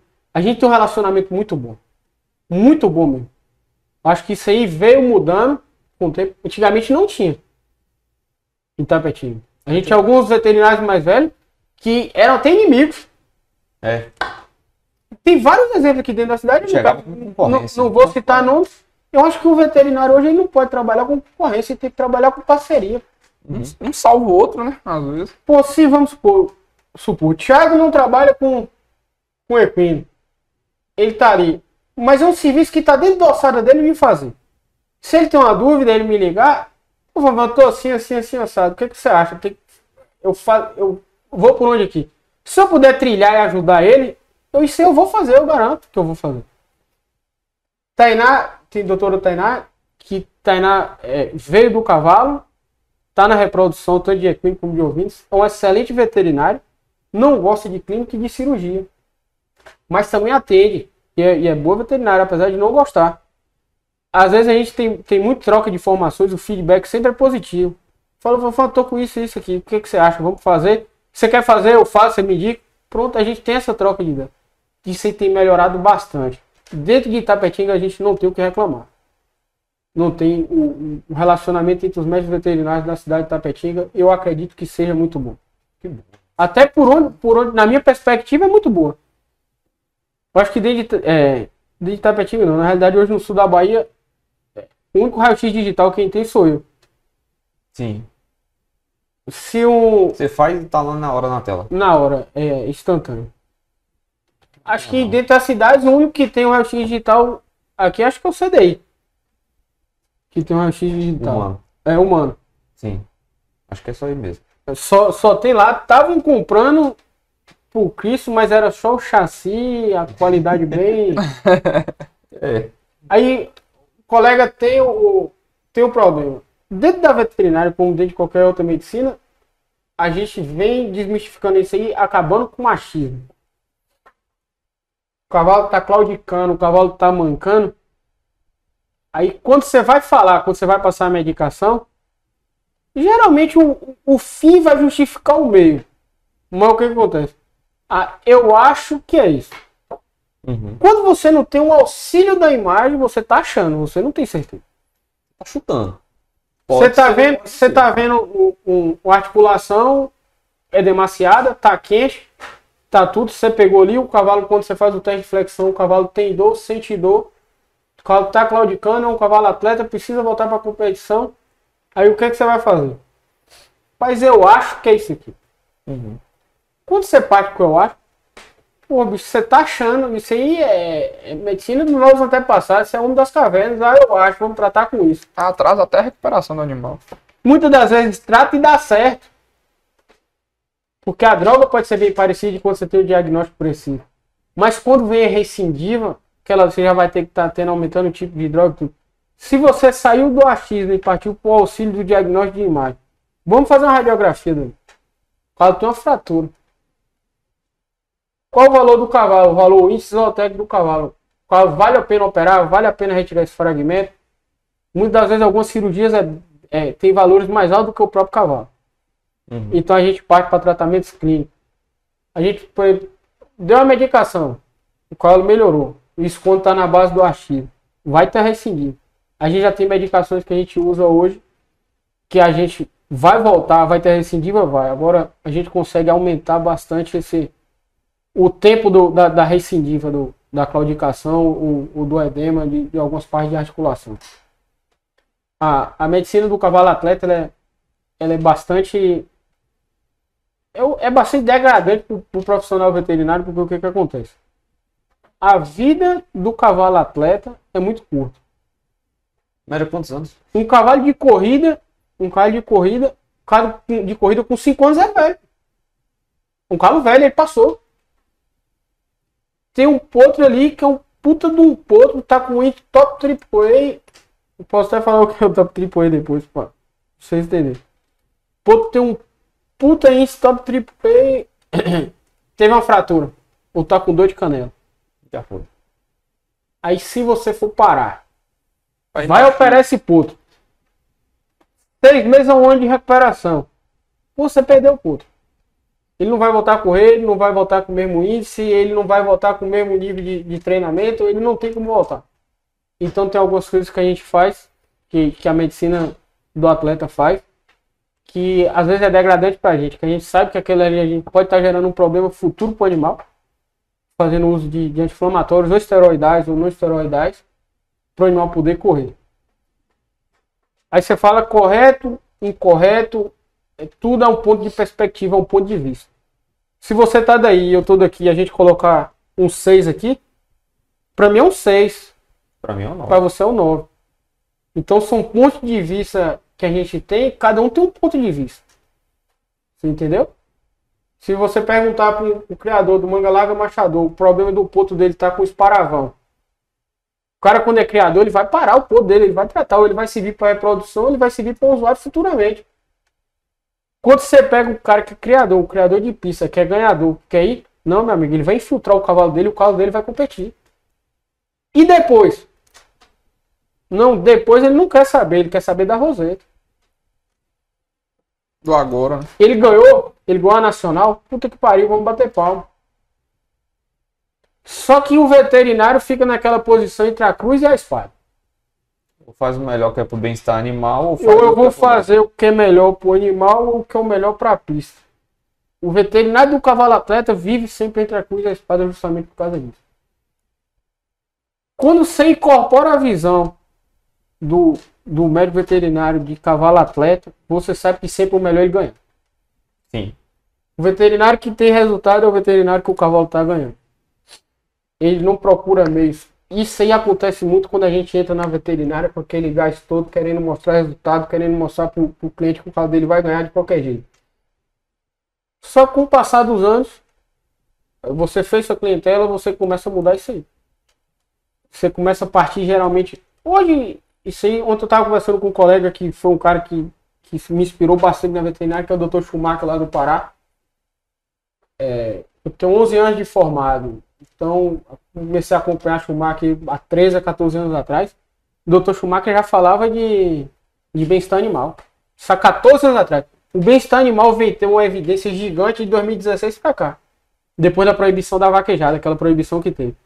Depois daquilo ali, o bem-estar fez isso aqui, ó. Foi lá para cima, se tornou nível 1 de pirâmide. Todo lugar que você chega hoje, um veterinário, um zootecnista, ou agrônomo, o próprio proprietário, em tudo que a gente vê, a primeira coisa que a gente está enxergando é o bem-estar animal. Se é vaca de leite, área de sombreamento, qualidade de piso, pé dilúvio, higienização de tetas, qualidade de ração, quantidade de tempo que o animal fica na sombra, qualidade da água, a gente vê tudo isso aí. Então, a medicina veterinária de atletas, a gente tem evoluído bastante para isso. Às vezes tem animais que a gente está tirando de pista precocemente, justamente para não gerar problemas futuros para ele. Uhum. Mas muitas das vezes é triste, tem veterinários que não ficam no mercado porque não aguentam essa pressão. De fato é. Você sabe que é você tirar um atleta que poderia ser um campeão por causa do bem-estar dele? Então é o que eu tô te falando, a gente vive entre a cruz e a espada. Aqui, no Volônia, a gente tem um exemplo aqui dentro de Tapetinga, agora o cavalo de Claudinho. O cavalo estava pronto, sendo preparado para 3 vaquejadas grandes. Na rodada de janeiro, o cavalo teve uma lesão no início de dezembro, depois teve uma recidiva de uma lesão. O que acontece? A gente poderia tratar para o cavalo dar continuidade e sequência para ir para essas 3 grandes vaquejadas correr? Poderia. Aí, o que a gente faz? A gente entrega um portfólio para o cliente. Falou, o cavalo seu, você quer que corra as 3 vaquejadas? Quer, não quer? Pronto. O que a gente pode fazer é isso aqui. Pá. Você vai gastar X e você... Aí, pronto. Se você quiser fazer outro tratamento, o cavalo não vai correr as 3 vaquejadas, é isso aqui X. Prós e contras. Seu cavalo vai correr a rodada de janeiro, tá aqui, você vai gastar X. A garantia que ele tem depois que ele voltar dessas 3 vaquejadas é exatamente 0. Dele retornar a ser um cavalo futuramente. Só vai virar garanhão. O cavalo castrado. Ele só é atleta, ele só vive de ser atleta. Ou você quer fazer o tratamento correto, geralmente dura entre 100 a 120 dias e você ter o cavalo com a vida longeva muito maior. Graças a Deus eles optaram pelo tratamento. Tratou, o cavalo hoje está 100%, vai correr, não tem problema, não vai ter recidiva. Ele pode ter outra lesão, como todo atleta tem. Normal. Machucou o pé, ele pode machucar a mão, pode machucar o pescoço, pode machucar a coluna, pode machucar qualquer outra coisa. Agora, daquela lesão, Ele tá muito sarado. raramente ele vai voltar. Entendi. Você entendeu? Então a gente vive, e tipo assim, a gente não pode fugir dessa realidade, porque muitas das vezes é o que o mercado exige, é o que o cliente exige. Uhum. Fala, não, eu quero correr, eu assumo todo isso. Ô, Fafã, e hoje você trabalha basicamente com equino, cavalo. Eu tenho 2 especialidades. Eu tenho uma pós-graduação pela IBVET. Eu sou especialista em clínica e cirurgia. e tem outra especialização que eu fiz também em São Paulo de ortopedia equina, que é com o grupo Checkmate do Dr. Jairo Jaramillo. Então eu tenho essas duas. Reprodução equina não é. Você mexe, mas é uma coisa mais. Trabalhei bastante com reprodução equina no início de minha carreira profissional, até antes de me ingressar no mercado, fiz bastante estágio. Quis fugir da reprodução equina pelo fato de acreditar no início que seria uma escravidão. Uhum. A reprodução equina, a égua ela não tem um dia que vai dar cio, você não escolhe o dia do cio da égua. A égua é bastante diferente da vaca. A égua tem um negócio no ovário chamado fossa-ovulatória, que ela só dá um embrião. Superovulação de éguas com estágio pituitário equino é raro e os problemas futuros é absurdo que gera na égua. Então ficava aqui na cabeça, pô, tem que coletar um embrião D7 ou D8. Pô, esse embrião vai cair sábado ou domingo. Você consegue Muitas fazer vezes indução? Vocês no meio equino, você consegue induzir com hormônio e tal ou não? Não, para doadora não, a gente faz na receptora. Hoje a gente consegue colocar embrião, a égua sem estar ciclando. Uhum. Agora que a gente chegou, a gente tá entrando no anexo fisiológico, né?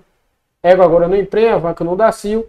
A gente consegue colocar um embrião em uma égua hoje ela em anexo fisiológico. Já existe medicamentos, a gente já... Na égua, a manutenção da progesterona é feita pela placenta até o quarto mês. Uhum. Diferente do bovino, que é feito pelo corpo luto. Uhum. Ele consegue manter os níveis lá de progesterona com o corpo luto no ovário, corpo luto ovariano. Na égua não tem a manutenção de progesterona com o corpo luto. Então o que ela faz? No início, os níveis de progesterona dela são mantidos pela placenta. No arquiteto placentário ali. Quando a égua está cíclica, ela não consegue fazer isso. Então hoje a gente já tem progesterona para fazer utilização externa, para manter a gestação até o quarto ou quinto mês. Do quinto mês a placenta assume o papel de manter a gestação. Mas até o quarto mês ela não faz esse papel. Então a gente tem que entrar com progesterona externa e consegue fazer isso. Uhum. Tanto que tem gente que acha até bem engraçado, mula parindo. A quantidade de mulas que a gente tem hoje aí com podre no pé é absurda. Justamente por causa dessa evolução. A mula a gente sabe que ela não consegue levar porque ela tem uma deficiência no ovário dela. Mas mula entra em cio, mula tem a relação de cópula, faz tudo isso aí, mas não consegue emprenhar, porque ela não mantém gestação. Só que com o advento da medicina veterinária, com droga nova no mercado, com a vasta quantidade de hormônios, a quantidade de mulas que a gente vê parindo, tem fazenda de um Goiás produtora de mula, que é o trem mais lindo do mundo. Você chega lá, tá a mulada toda parida. É bonito mesmo. Quando você fala é bonito, mas é bem difícil de mexer, tá? Porque elas são bem arredias, elas são bem... Mas são excelentes mães. Excelentes. A mula é um grande produtor de leite. É absurda a quantidade de leite e a qualidade do leite da mula. Se eu não me engano, o maior índice de cálcio que tem no leite é do leite da jumenta. É um dos leites mais ricos que existe. Acho que só perde pro da cabra. Sim. É o leite da jumenta. Acho que é isso mesmo. Então a mula pega essa herdabilidade da qualidade do leite da jumenta. Então potrinhos mantidos com leite de jumenta, de égua mamando em jumenta, então a qualidade do potro é muito boa e tudo. Mas às vezes ele tem também a herdabilidade do comportamento maternal da mãe. Né? Aí tu saiu dessa área de reprodução equina muito por conta disso, porque você achou porque eu achava que seria de início a escravidão e acabei que eu me tornei escravo da clínica, que se tornou bem pior. Antigamente eu conseguia fazer meu calendário bonitinho, a quantidade de áreas que eu ia, a quantidade de doadoras que eu fazia. E depois que eu me ingressei na clínica e na cirurgia, acabou que se tornou pior, foi uma faca de dois gumes. E eu acabei que me cortei dos dois lados. Porque o que acontece? É hora que surge o problema, você tem que atender. O cavalo não tem hora de se cortar. O cavalo não tem hora de se machucar.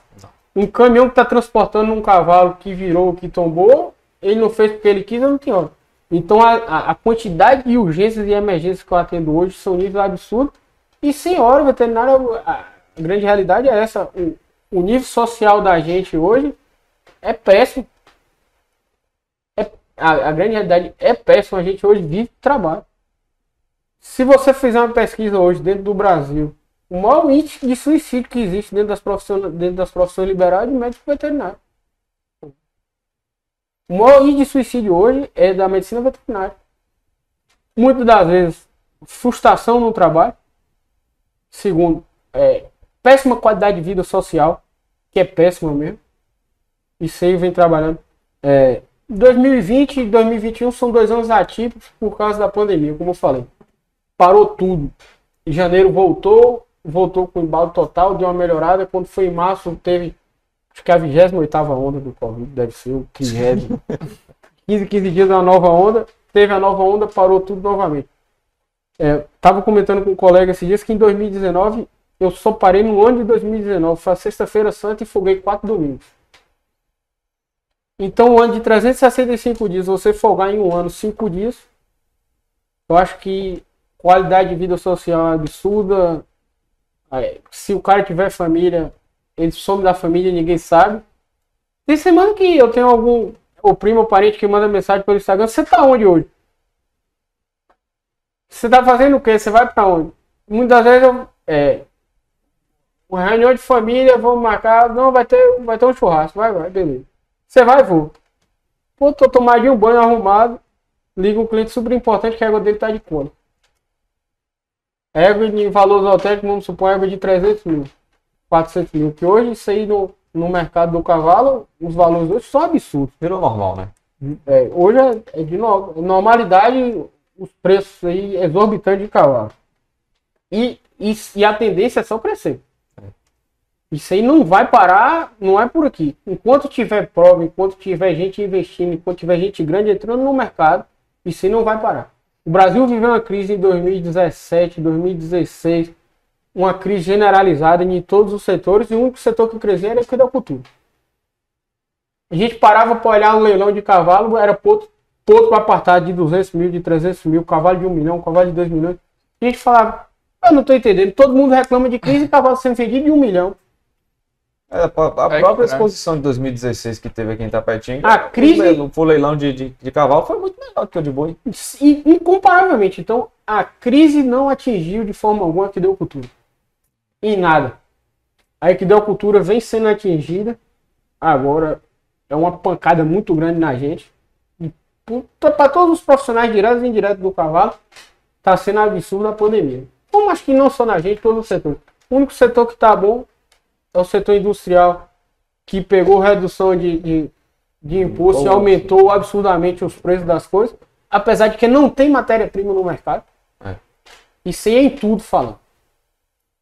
Que comprou um carro há 3 anos atrás, hoje o carro que ele comprou está mais caro, o carro dele usado está mais caro que do dia que ele comprou zero. Também. Eu comprei uma estrada em 2019, início de 2019, no desconto do produtor rural, se não me engano, ficou 44.900. Hoje o valor de mercado dela é 50 mil. Usada. Ela com 2 anos de uso, o valor de mercado dela é 50 mil. Valorizou um pouquinho. Então o que Eu não sei acontece? se valorizou, o real perdeu seu valor. Não, o real não perdeu valor. O que acontece? O preço do estrada zero era 44 mil. O preço do estrada zero hoje é 75 mil reais. Como o zero super valorizou, acabou que valorizou também o usado. A Toro 2021, 22, sei lá, agora 180 mil. 180 mil, então... É doido. Então, Rapaz, se pagar 180 mil. Então hoje a gente vive uma discrepância muito grande. Por exemplo, eu tocando no assunto da pandemia, justamente por causa disso. O que acontece? A gente precisa aumentar os valores de consulta, precisa aumentar os valores de cirurgias. Muitas das vezes não se torna agradável o cliente, muitas das vezes não se torna sustentável. O que acontece? Há um ano atrás, uma caixa de luva de procedimento cirúrgico custava R$ 18,90. R$ 18,90 na distribuidora. Em farmácia a gente comprava ali por R$ 22, R$ 23 reais. Estava com pressa, não teve tempo de pedir antes e tal. Comprava na farmácia R$ 22, R$ 23 reais. Caixa de luva em farmácia hoje não existe. Não, é unidade. Você pode procurar em todas as farmácias de Itapetinga, não tem ninguém que venda caixa de luva. Pode ir no Galego, pode ir no Nitro, todo mundo, ninguém tem caixa de luva. Você consegue comprar uma caixa de luva hoje na distribuidora. Sabe quanto é que custa uma caixa de luva hoje, depois de um ano?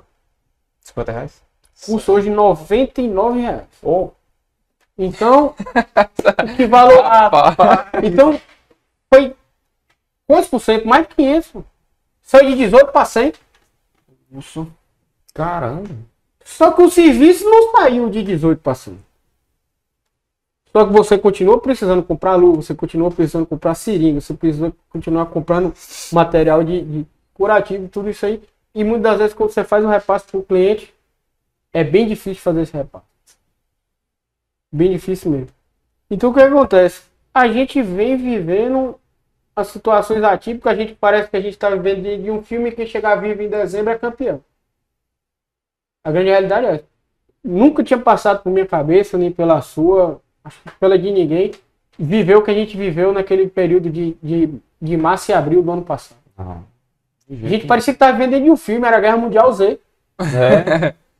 Todo mundo achando que todo mundo ia morrer com corona. A mídia fez um escarcéu na cabeça de todo mundo, que parece que jogou uma lavagem cerebral. A quantidade de pessoas hoje, o efeito devastador pós-pandemia, eu acredito, eu tenho fé em Deus que acho que até o final do ano isso vai ser sanado. Até por causa das vacinas e tudo, as pessoas acabou que perderam mais o medo do que a mídia fez. Hoje você vê que a gente está numa reunião aqui, acho que a gente está sem máscara, acho que ninguém teve problema ainda com...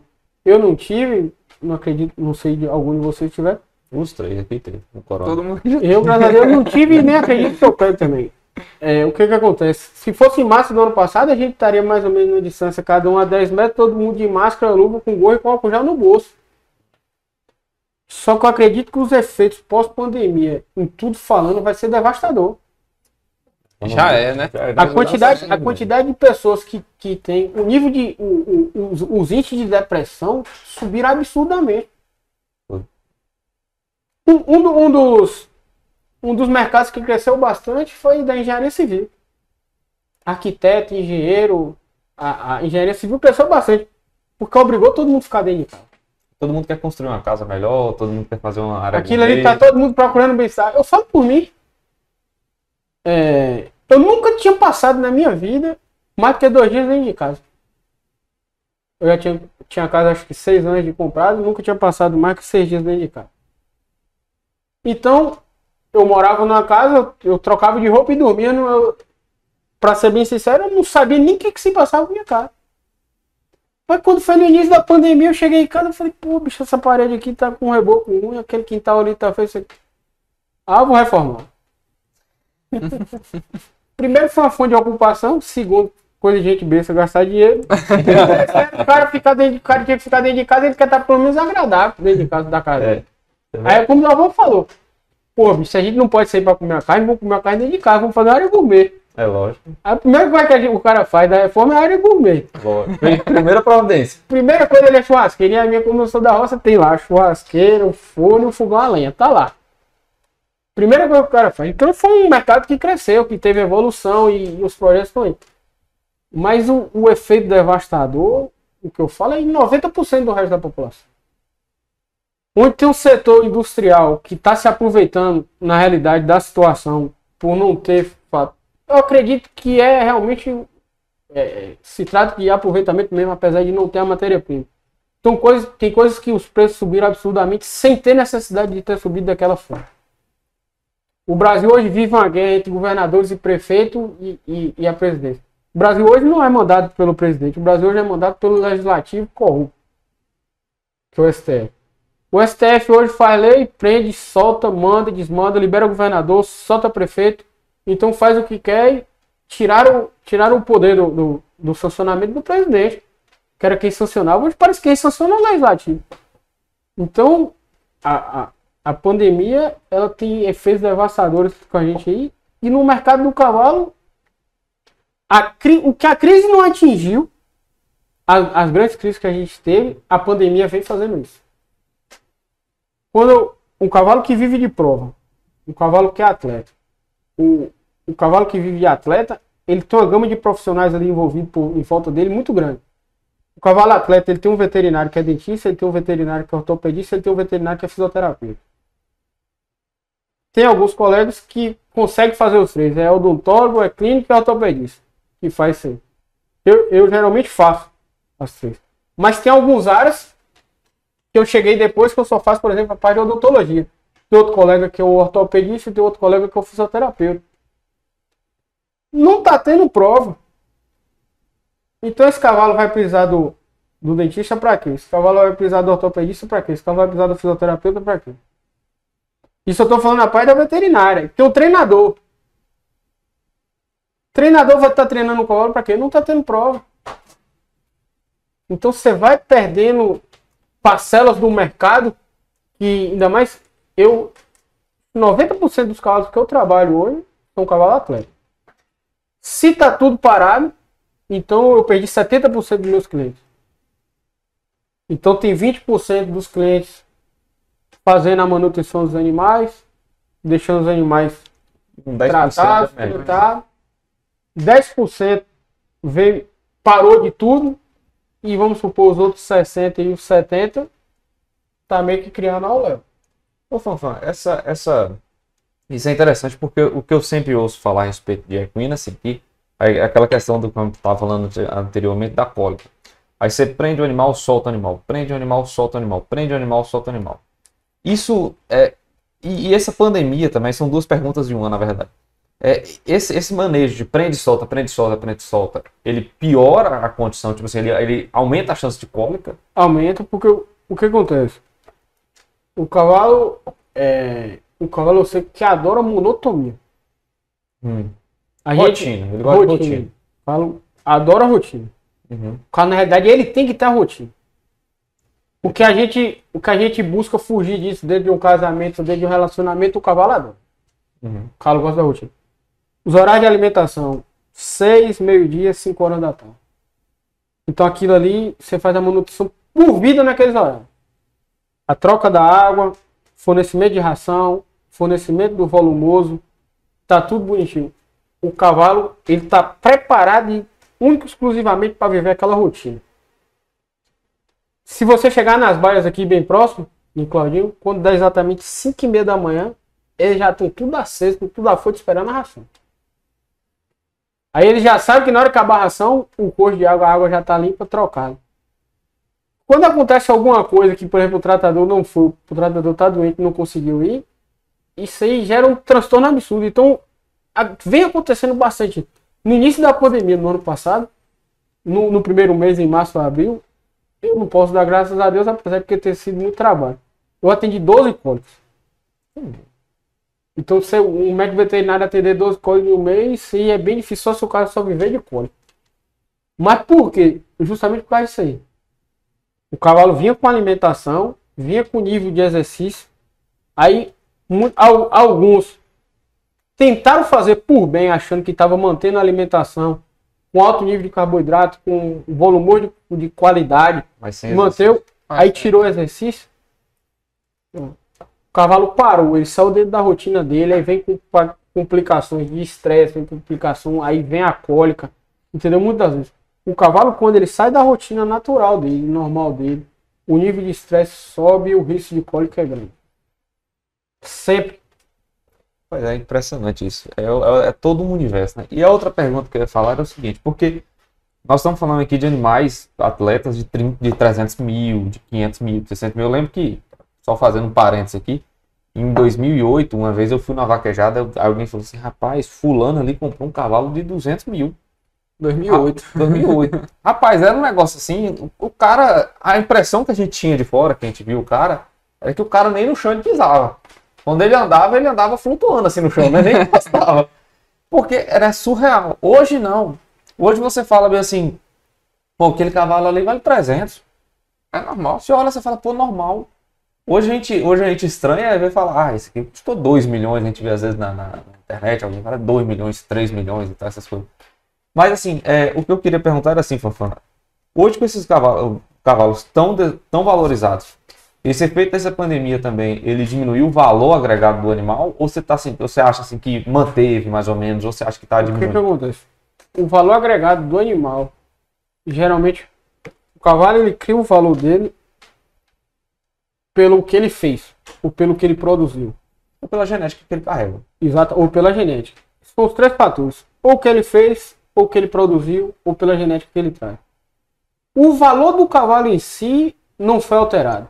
Os animais de 300 mil, os animais de 1 milhão, o animal de 500 mil, o animal de 10 mil, o animal de 20 mil, os valores foram mantidos. O que diminuiu foi a comercialização dos animais. Sim. Para o cavalo fazer, para o cavalo produzir, para o cavalo conquistar, ele precisa de prova. Sim, ele precisa de vaquejada, ele precisa da prova de tambor, ele precisa da prova de laço, ele precisa da copa de macho. Uhum. O cavalo, para ser vendido, O cavalo, para ser visto, ele tem que ser mostrado. O que não é visto não é quisto. Exato. Então, você está querendo comprar um cavalo, vamos supor, você quer se inserir na vaquejada, quer comprar um cavalo de direita. Juro de falar, ou onde é que tem um carro de direita bom? Bora ver correndo. Você vai ver correndo aonde? Não tá tendo prova, não tem vaquejada. Qual foi a última vaquejada que ele ganhou? Ele correu no passado. Pô, bicho, o cara que vive de cavalo atleta, ele não quer saber o que ele viveu que ele correu ano passado, o que ele ganhou ano passado. Ele quer saber o que correu ontem. Que ganhou essa semana, o que vai ganhar semana que vem. E não tem a oportunidade de valorizar também, porque às vezes você tem um cavalo que, por exemplo, lá em 2020, início de 2020, ele estava valendo tipo 50 mil, mas é um animal que tinha potencial de chegar a 300, 400 mil. Exatamente. Ficou congelado. Ficou congelado, ele tá ali congelado. Uhum. Você entendeu? Então, os efeitos da pandemia no mercado do cavalo, em termos de valores, como o Doval falou, houve um congelamento. O cavalo não está conseguindo elevar o preço, não está conseguindo subir o preço dele, ou não está conseguindo muitas vezes ser comercializado. Uhum. Justamente porque está parado, parou tudo. Veio um bocado de gente aí, tem alguns deputados em prol da causa dos equestres, brigando e lutando para fazer tudo dentro da medida do possível para combater o aumento da transmissão do vírus, certo? É o que eles debatem muito. Fazer tudo 100% correto dentro da vigilância. Uso de máscara, uso de álcool gel, distanciamento, isolamento. O grande problema dos esportes equestres é que a gama de gente que é atraído, o público que é atraído. Hoje o esporte equestre atrai mais público que o próprio futebol. Atrai mesmo. Se você for ver, se você fizer um jogo hoje dentro de Itapetinga, e seleção de Itapetinga contra outro time, só se o time de Itapetinga tiver, acho que na final do campeonato, tiver muito bem, para dar o público parecido com o da vaquejada. É verdade isso. Você chega na vaquejada num bolão que a gente chama um bate-lata, um pé de mourão, a quantidade de gente que tem é absurdo. É mesmo. Que as pessoas são atraídas pelos esportes equestres. Então tem gente que vai porque gosta, tem gente que vai que é atraído, tem gente que quer levar o filho, tem gente que quer estar no meio rural. O meio rural é muito atrativo. As pessoas querem participar, as pessoas querem conhecer, as pessoas querem saber como é que é. Ou vai quem gosta, ou vai quem quer conhecer. E o nível de gente é sempre atraído. Quem gosta de futebol gosta de ver pela televisão, bota no canal e vai ver o Flamengo dele ser campeão de novo e fica assistindo ali. Hoje em dia é muito melhor, né? Inclusive você vê pela televisão. É muito mais confortável. Você está deitado, menos você perigoso, pode né? assistir. É. Apesar de que hoje a vaquejada, ela já tem TVs específicas no YouTube. Tem Inclusive a gente transmissão. tem uma empresa aqui de Itapetinga, acho que hoje é uma das melhores do Brasil, que é a Fabio, do Gado Bravo. Sim. Ele transmite vaquejada no país todo. Muitas das vezes as vaquejadas hoje são transmitidas, a pessoa também assiste dentro de casa no Smart. Mas é muito mais gostoso você estar no ambiente, você está no ambiente rural, você está com contato com o cavalo, você está com... Tanto que é da mesma forma o restaurante aqui da igreja. Sim. Quem é que não adora vir aqui? Você entra dentro do restaurante que tem um índice de sofisticação de capital, mas você está no meio rural. Você está sentado, comendo e olhando a pastagem, vendo boi, vendo cavalo, que, diga-se de passagem, é lindo, né? É. Então é uma coisa que atrai muito. Então o grande medo das autoridades é esse. É a quantidade de público que os esportes equestres atraem. Aí o que estão batendo na tecla é exatamente isso aí. Fazer o esporte, fazer a manutenção do esporte só com competidores. É fazer virtual. Não, só com competidores e fazer a transmissão. É isso, fazer. Sem o público. Aí alguns estados já conseguiram. Na Paraíba foi liberado agora. Tem o circuito PTB que foi liberado. Já vai ter algumas vaquejadas agora. Na Bahia já tem algumas vaquejadas marcadas para julho. Dia 1º a 4 a vaquejada de Rafael Jambeiro. De 11 a 4, não, de 1º a 4 a vaquejada de 4 altos. Nesse esquema ou não? É sem público, zero de público. Só competidor. Mas assim, eu acho que isso é válido, porque assim, é um momento atípico também, né, Fafá? Exatamente. Não, porque tipo, a gente não pode deixar parar. É muito complicado. Foi o que eu falei. O mercado do cavalo hoje emprega direto e indiretamente 3 milhões e 200 mil pessoas. 6 vezes mais que a indústria automobilística. E dentro da indústria automobilística, o Brasil é o terceiro no mundo que emprega mais pessoas dentro da indústria automobilística. Imagine aí o cavalo emprega 6 vezes mais do que a própria indústria automobilística. Às vezes a gente não vê aquilo, não vê uma grande quantidade de emprego, porque a gente vê um cavalarista tomar conta de 10 cavalos, 8 cavalos, 2, 3, e quando a gente vê na indústria, geralmente as pessoas estão ali agrupadas, aglomeradas, a gente vê um grande número de pessoas. Mas quando você parte a nível de Brasil, quantas indústrias tem e quantos criadores de cavalo? A gente tem criador de Manaus até Rio Grande do Sul. Você entendeu? Então, isso aí a gente não pode deixar parar. Isso aí é fonte de renda principal para muita gente. Eu falo por mim, a minha fonte de renda principal são os cavalos atletas. Então ficou bem complicado, entendeu? Ô, Fafão, e mediante tudo isso que você vem relatando, essa situação do mercado e tudo mais, assim, você como veterinário, você está pensando em alçar novos voos? O que você está pensando em fazer? Assim, porque a gente tem que pensar alternativas, né? Sim, sim. Através do cavalo, eu conheci uma empresa nova que está investindo em genética de bovinos, que chama Ala, certo? É uma empresa de gestão embrionária, mas que está contratando pessoas aí de nível excelente no mercado. Ontem mesmo acabou de ser anunciada a contratação de Dr. Schumacher, lá do Pará. É um cara que foi gestor da Agropecuária Santa Bárbara, que é uma fazenda hoje que tem 200 mil vacas. Então é uma fazenda muito grande. Um outro gestor participativo da ALA é o Carlos Delfino, que é o gerente comercial da Alta Genética, que é uma empresa conhecida nacionalmente, uma empresa que vendeu já 7 milhões de doses de sêmen. Então é uma empresa que está nascendo grande. Ela está nascendo grande. E ela vem com uma proposta muito boa, sabe, Davão? Ela hoje tem o touro hoje que já é líder de sumário. O touro que está não me engano, está na Semex ou está na Alta, não me recordo bem. Ele é um tourinho que vem brigando, ele e outro touro aí com nível de sumário. Ele está em primeiro ou está em segundo? Está em primeiro ou está em segundo. Comprou doadores também, que está fazendo um projeto de embrião, certa empresa, e vem fazendo parcerias. É uma empresa que começou através de agricultura familiar. Hoje a agricultura familiar vem crescendo aí absurdamente e está sendo empregado várias técnicas para melhorar isso aí, e acaba que se expande para o médio e para o grande. Eu fui chamado para fazer uma parceria e trabalhar com eles, e eu acabei que tive que diversificar. Você não adianta ter uma fonte única de renda exclusiva, porque uma hora dá errado. Como agora deu. Nunca tinha dado, mas agora deu. Então a gente tem que buscar meios para fazer isso aí. E buscar meios que a gente acredita que dê certo. Hoje o país, o nível de genética hoje no Brasil é avassalador. É avassalador. O Brasil hoje, a melhor genética do mundo em bovinos hoje é do Brasil. Sem tirar nem botar. E o Brasil investe muito. A gente tem grandes empresas aqui, inclusive, tipo a Alta mesmo que você citou aí, a gente utiliza touros da Alta aqui na fazenda. E a produtividade, assim, é fenomenal. Esse ano mesmo a gente emprenhou algumas novilhas, filhas de touro da Alta. Rapaz, foi o quê? 70% não foi nas novilhas? Exatamente. 70% de preço em novilha.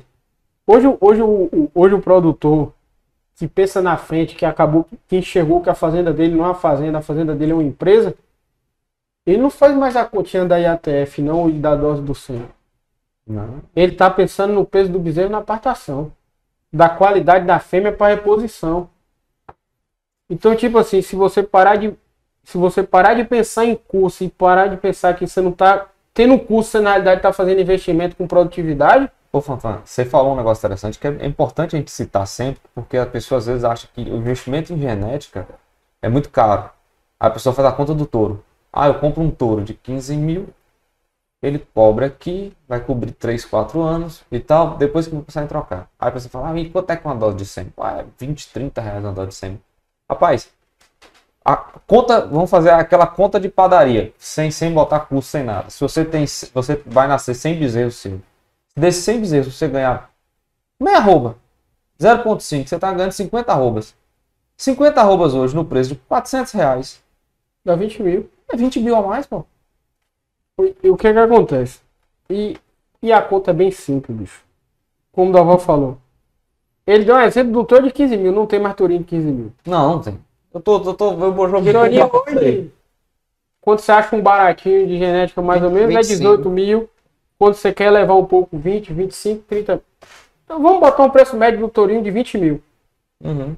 Vocês dois zootecnistas, um touro, a relação touro-vaca hoje é um touro para 25 vacas. É. Vamos supor que conseguiu fazer um rodízio com touro para ele cobrir 50 vacas. Sim. Monta controlada. Exatamente, a monta controlada. Um touro que tem um nível de libido bom, então ele consegue. Vamos supor que dá 50, empreou 70%. Quanto é que dá 70% de 50? 35, certo? Isso. A vida útil de um touro com qualidade, fazendo a monta controlada, tudo direitinho, vamos supor que fica entre torno de 4 e 5 anos. Se você pegar e multiplicar 35 por 5, dá quanto? 70, 140, 175. Não é isso? Isso. Pronto, 175. Aí você faz uma conta esdrúxula. A gente vai pegar um touro de central. Um touro que tem DEP, que tem... Já passou por várias que tem índice avaliações. de ANCP, que tem índice de PMGZ. Sabe o que você vai botar no chão? Sabe a quantidade de peso que você vai ganhar mais do bezerro? Multiplica 175 por 28. Então, um exemplo. Que o preço médio andou de 4.900. 4.900, né? Agora dobra. Vezes 2. 9.800. 9.800, né? Pronto, beleza. Eu mandei dobrar porque o que acontece? Foram produzidos por esse tourinho 175 bezerros. Certo? Uhum. Quando a gente quer produzir 175 bezerros com sêmen, a gente bota hoje por índice zootécnico, botando índice médio, vamos supor 50% no ATF. Sim. Aí por isso que eu mandei dobrar, que no caso você para fazer 175 bezerros, Você tá fazendo a conta por alto, porque a gente Isso. mesmo que esse ano a gente fez 2 e a TF a gente fez 1.7. pronto, deu excelente, mas o que acontece? Aí bota no índice zootécnico de 70, por isso que eu dobrei, para produzir 175 bezerros, você vai precisar de 350 doses de sêmen. Sim. Um exemplo. Tá jogando Aí alto. você gastou 9 mil. Por quando você para fazer essa conta, você viu que você gastou 20 e tantos mil em um touro para produzir 175 bezerros em 5 anos. Aquilo ali.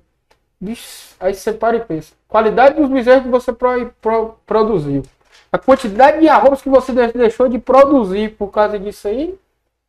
Aí não existe conta que fez. E sem levar o seguinte, a atualização genética ano a ano, É diferente. ela é cavalar, tipo assim, ela não tá andando, ela tá correndo. Tá voando. Entendeu? Enquanto Então, que o touro se- está estagnado Isso. naquela Aquele touro, genética ele é ali. aquilo, ele vai repetir no mesmo ano aquilo, e às vezes você vê, o mercado ele vai mudando. Eu tava comentando Aí com ontem 2 aqui. anos acaba que ele vai passar a cobrir as filhas dele. Sim. Você tem. Índice de consanguinidade alto. Às vezes você ganha, a gente chama de line breed, né?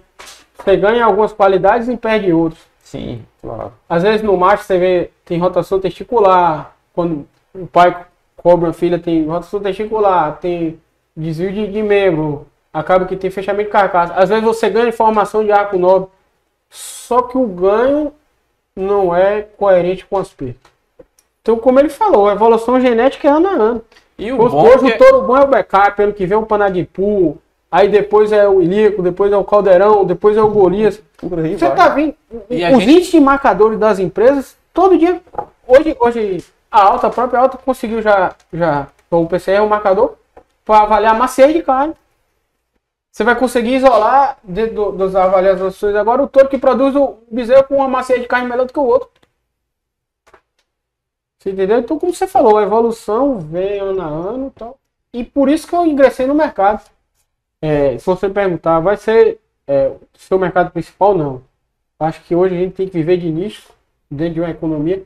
Ninguém, se você pegar aí de Thomas Jobs a qualquer outro especialista ou algum best-seller, todos eles batem na mesma tecla. Ninguém pode ser único exclusivamente de um setor primário. Ô, Fanfan, e aí como é que funciona? Como é que vai funcionar? Você vai trabalhar então com transferência de embrião nessa empresa? A gente vai trabalhar, a gente vai fornecer o sêmen, a gente já tem vários touros de central. Uhum. A gente tem o que a gente chama a gente tem o embrião, a gente tem tanto a venda do embrião, por exemplo, Doval quer comprar 100 embriões. Pô, Fafá, eu preciso de 100 embriões. O Doval tem um catálogo para lhe oferecer. A gente tem essa vaca, a gente tem esse touro. E você quer com essa vaca, você quer com esse touro, você quer de que forma? Ah, foi, gostei dessa vaca, gostei desse touro, eu quero comprar 100 embriões. Aí, beleza. Pronto. vamos supor que o embrião gira em torno de 300 e 400 reais, a responsabilidade é inteiramente exclusiva de Doval. Tem um sistema que a gente pode entrar para fazer juntamente. Uma parceria, né? Ou então tem o que a gente chama da parceria embrionária. Doval fala, Fanfan, eu quero fazer uma parceria com vocês. Eu tenho 100 vacas para fazer TETF. Aí agora a empresa passa a ser a responsável por tudo. A gente vai lá, faz a avaliação, aí o catálogo já é diferente. Uhum. A qualidade da doadora é melhor, a qualidade dos touros são melhor e geralmente a parceria funciona 50%. O produtor sem custo. O produtor vai entrar com as fêmeas e a gente vai entrar com o embrião. Vamos supor, 100 vacas, produziu 30 embriões. É o sistema de 50%. 15 embriões é de Doval, 15 embriões é da empresa. 15 bezerros. 15 bezerros. Não, apartado. É de Doval e 15 bezerros é da empresa. Eu acho isso extremamente vantajoso pelo seguinte fato. Você tá recebendo uma genética de qualidade. Você pode estar saindo dali um tourinho para central. Exatamente isso aí. Você já recebe tem os animais, inclusive, documentados, se quiser, com o registro da BCZ. Você dá um salto genético absurdo Então, da propriedade. Você faz um salto, o que você poderia gastar anos e anos tentando fazer. Você sabe o que é você pegar, por exemplo, uma vaca produtora de tourinho. Por exemplo, a gente tem uma vaca lá que ela já tem 3 touros em central. O Doval fala, eu quero essa vaca aqui. Eu quero esse touro, vamos fazer um acasalamento dela que deu certo, que gerou touro de central. Pô, vamos fazer 30, 40 embriões daquela vaca. Uma vaca que você pode estar produzindo um tourinho dentro de sua fazenda. Então, como o Doval falou, o salto genético é absurdo, a discrepância esdrúxula, não tem como comparar. É um salto tecnológico muito avançado. E o bom é que essa tecnologia já pronta está disponível e melhor ano a ano, né? Exatamente. Porque se fosse o caso da gente estar com um touro dentro da fazenda, estaria estagnado e ainda corre o risco de uma morte, uma perca, um acidente. Se você for ver quantos tourinhos na região, que eu tô falando tourinho de central, a gente tem alguns criadores de Nelore e tudo. Antigamente tinha o Nelore de pista, hoje não tem mais, acabou a pista. Produziu um touro de central. Quantas vezes você já teve acesso a ter um embrião de uma vaca que produziu um touro de central? Eu nenhuma vez. Pronto, e como acho que quase que 100% daqui da região não teve. Então, por isso que eu acreditei na ideia da empresa, eu abracei a ideia da empresa, justamente pelo fato de... Eu acho que uma das pessoas mais apaixonadas que teve por Itapetinga, acho que foi seu avô. Não teve ninguém que passou nem perto de fazer o que seu avô fez por Itapetinga. Então, acho que a gente precisa de pessoas que fez como ele, que querem fazer pela cidade, pela região. Eu abracei com o braço e com as pernas, fiz igual um macaco no pé de fundo. Eu abracei a ideia porque eu sei que a gente vai melhorar, a gente vai dar um salto. Isso aqui é Itapetinga, isso aqui é a nossa casa. Hoje a pessoa de Itapetinga produzindo tourinho central, já a pessoa de Itapetinga elevando o nível de gado absurdamente. O gado da região da gente tem potência para isso, né? É médio. A gente não pode falar que o gado da região é bom. Antigamente a gente falava que o gado de dó é diferenciado. A gente chegava antigamente aquela vacada Nelore, que era a coisa mais linda do mundo. Tinha dia que quando eu vinha da fazenda, eu pedia minha avó para vir aqui por dentro pra gente ver a vacada. Só que isso aí era um criador, 2 faziam isso. E hoje a tecnologia está disponível para todo mundo. Então o Doval, que é grande criador, vai poder fazer. A gente tem um vizinho que tem 50 vacas e vai poder ter o acesso sem ter gasto nem custo. Da mesma forma, entendeu, Doval? Então a tecnologia está aí, eu acho que ela tem que ser abraçada. Ô, Fanfan, e quem gostou da proposta, disso, pode entrar em contato com você através das suas redes sociais? Como é que é? Pode sim. Isso aí tá vindo agora, o portfólio para ser entregue para a gente. Vai começar o investimento de marketing na região agora. E para entrar em contato, tanto pelo telefone quanto pelas redes sociais. Já tem as redes sociais da empresa hoje, que é a Lagoa Alta, Agropecuária Lagoa Alta. Ela é uma empresa que faz embrionária, mas que já nasceu grande. É como a gente fala, é igual o filho de macaco, já nasceu com o cabelo. Então ela vem forte pro mercado aí, e a gente tá abraçando esse nicho do mercado agora aí e vamos crescer junto. Que bom. Fanfan, muito obrigado. Rapaz, foi enriquecedor demais o papo com você aqui. E assim, eu chego até fico emocionado de ver uma pessoa tão apaixonada pelo meio rural como você. E fica assim tão alegre de ver que você faz parte da nossa região e está aqui contribuindo para isso. Meu velho, brigadão. Deus abençoe. Conte com a gente. E a galera que está seguindo a gente aí vai aparecer as redes sociais de Fanfan, a nossa aqui também e tal. Segue lá que tem muita coisa legal acontecendo. Galera, obrigado mais uma vez. Deus abençoe. Valeu. Tudo de bom, galera. Pra todo mundo.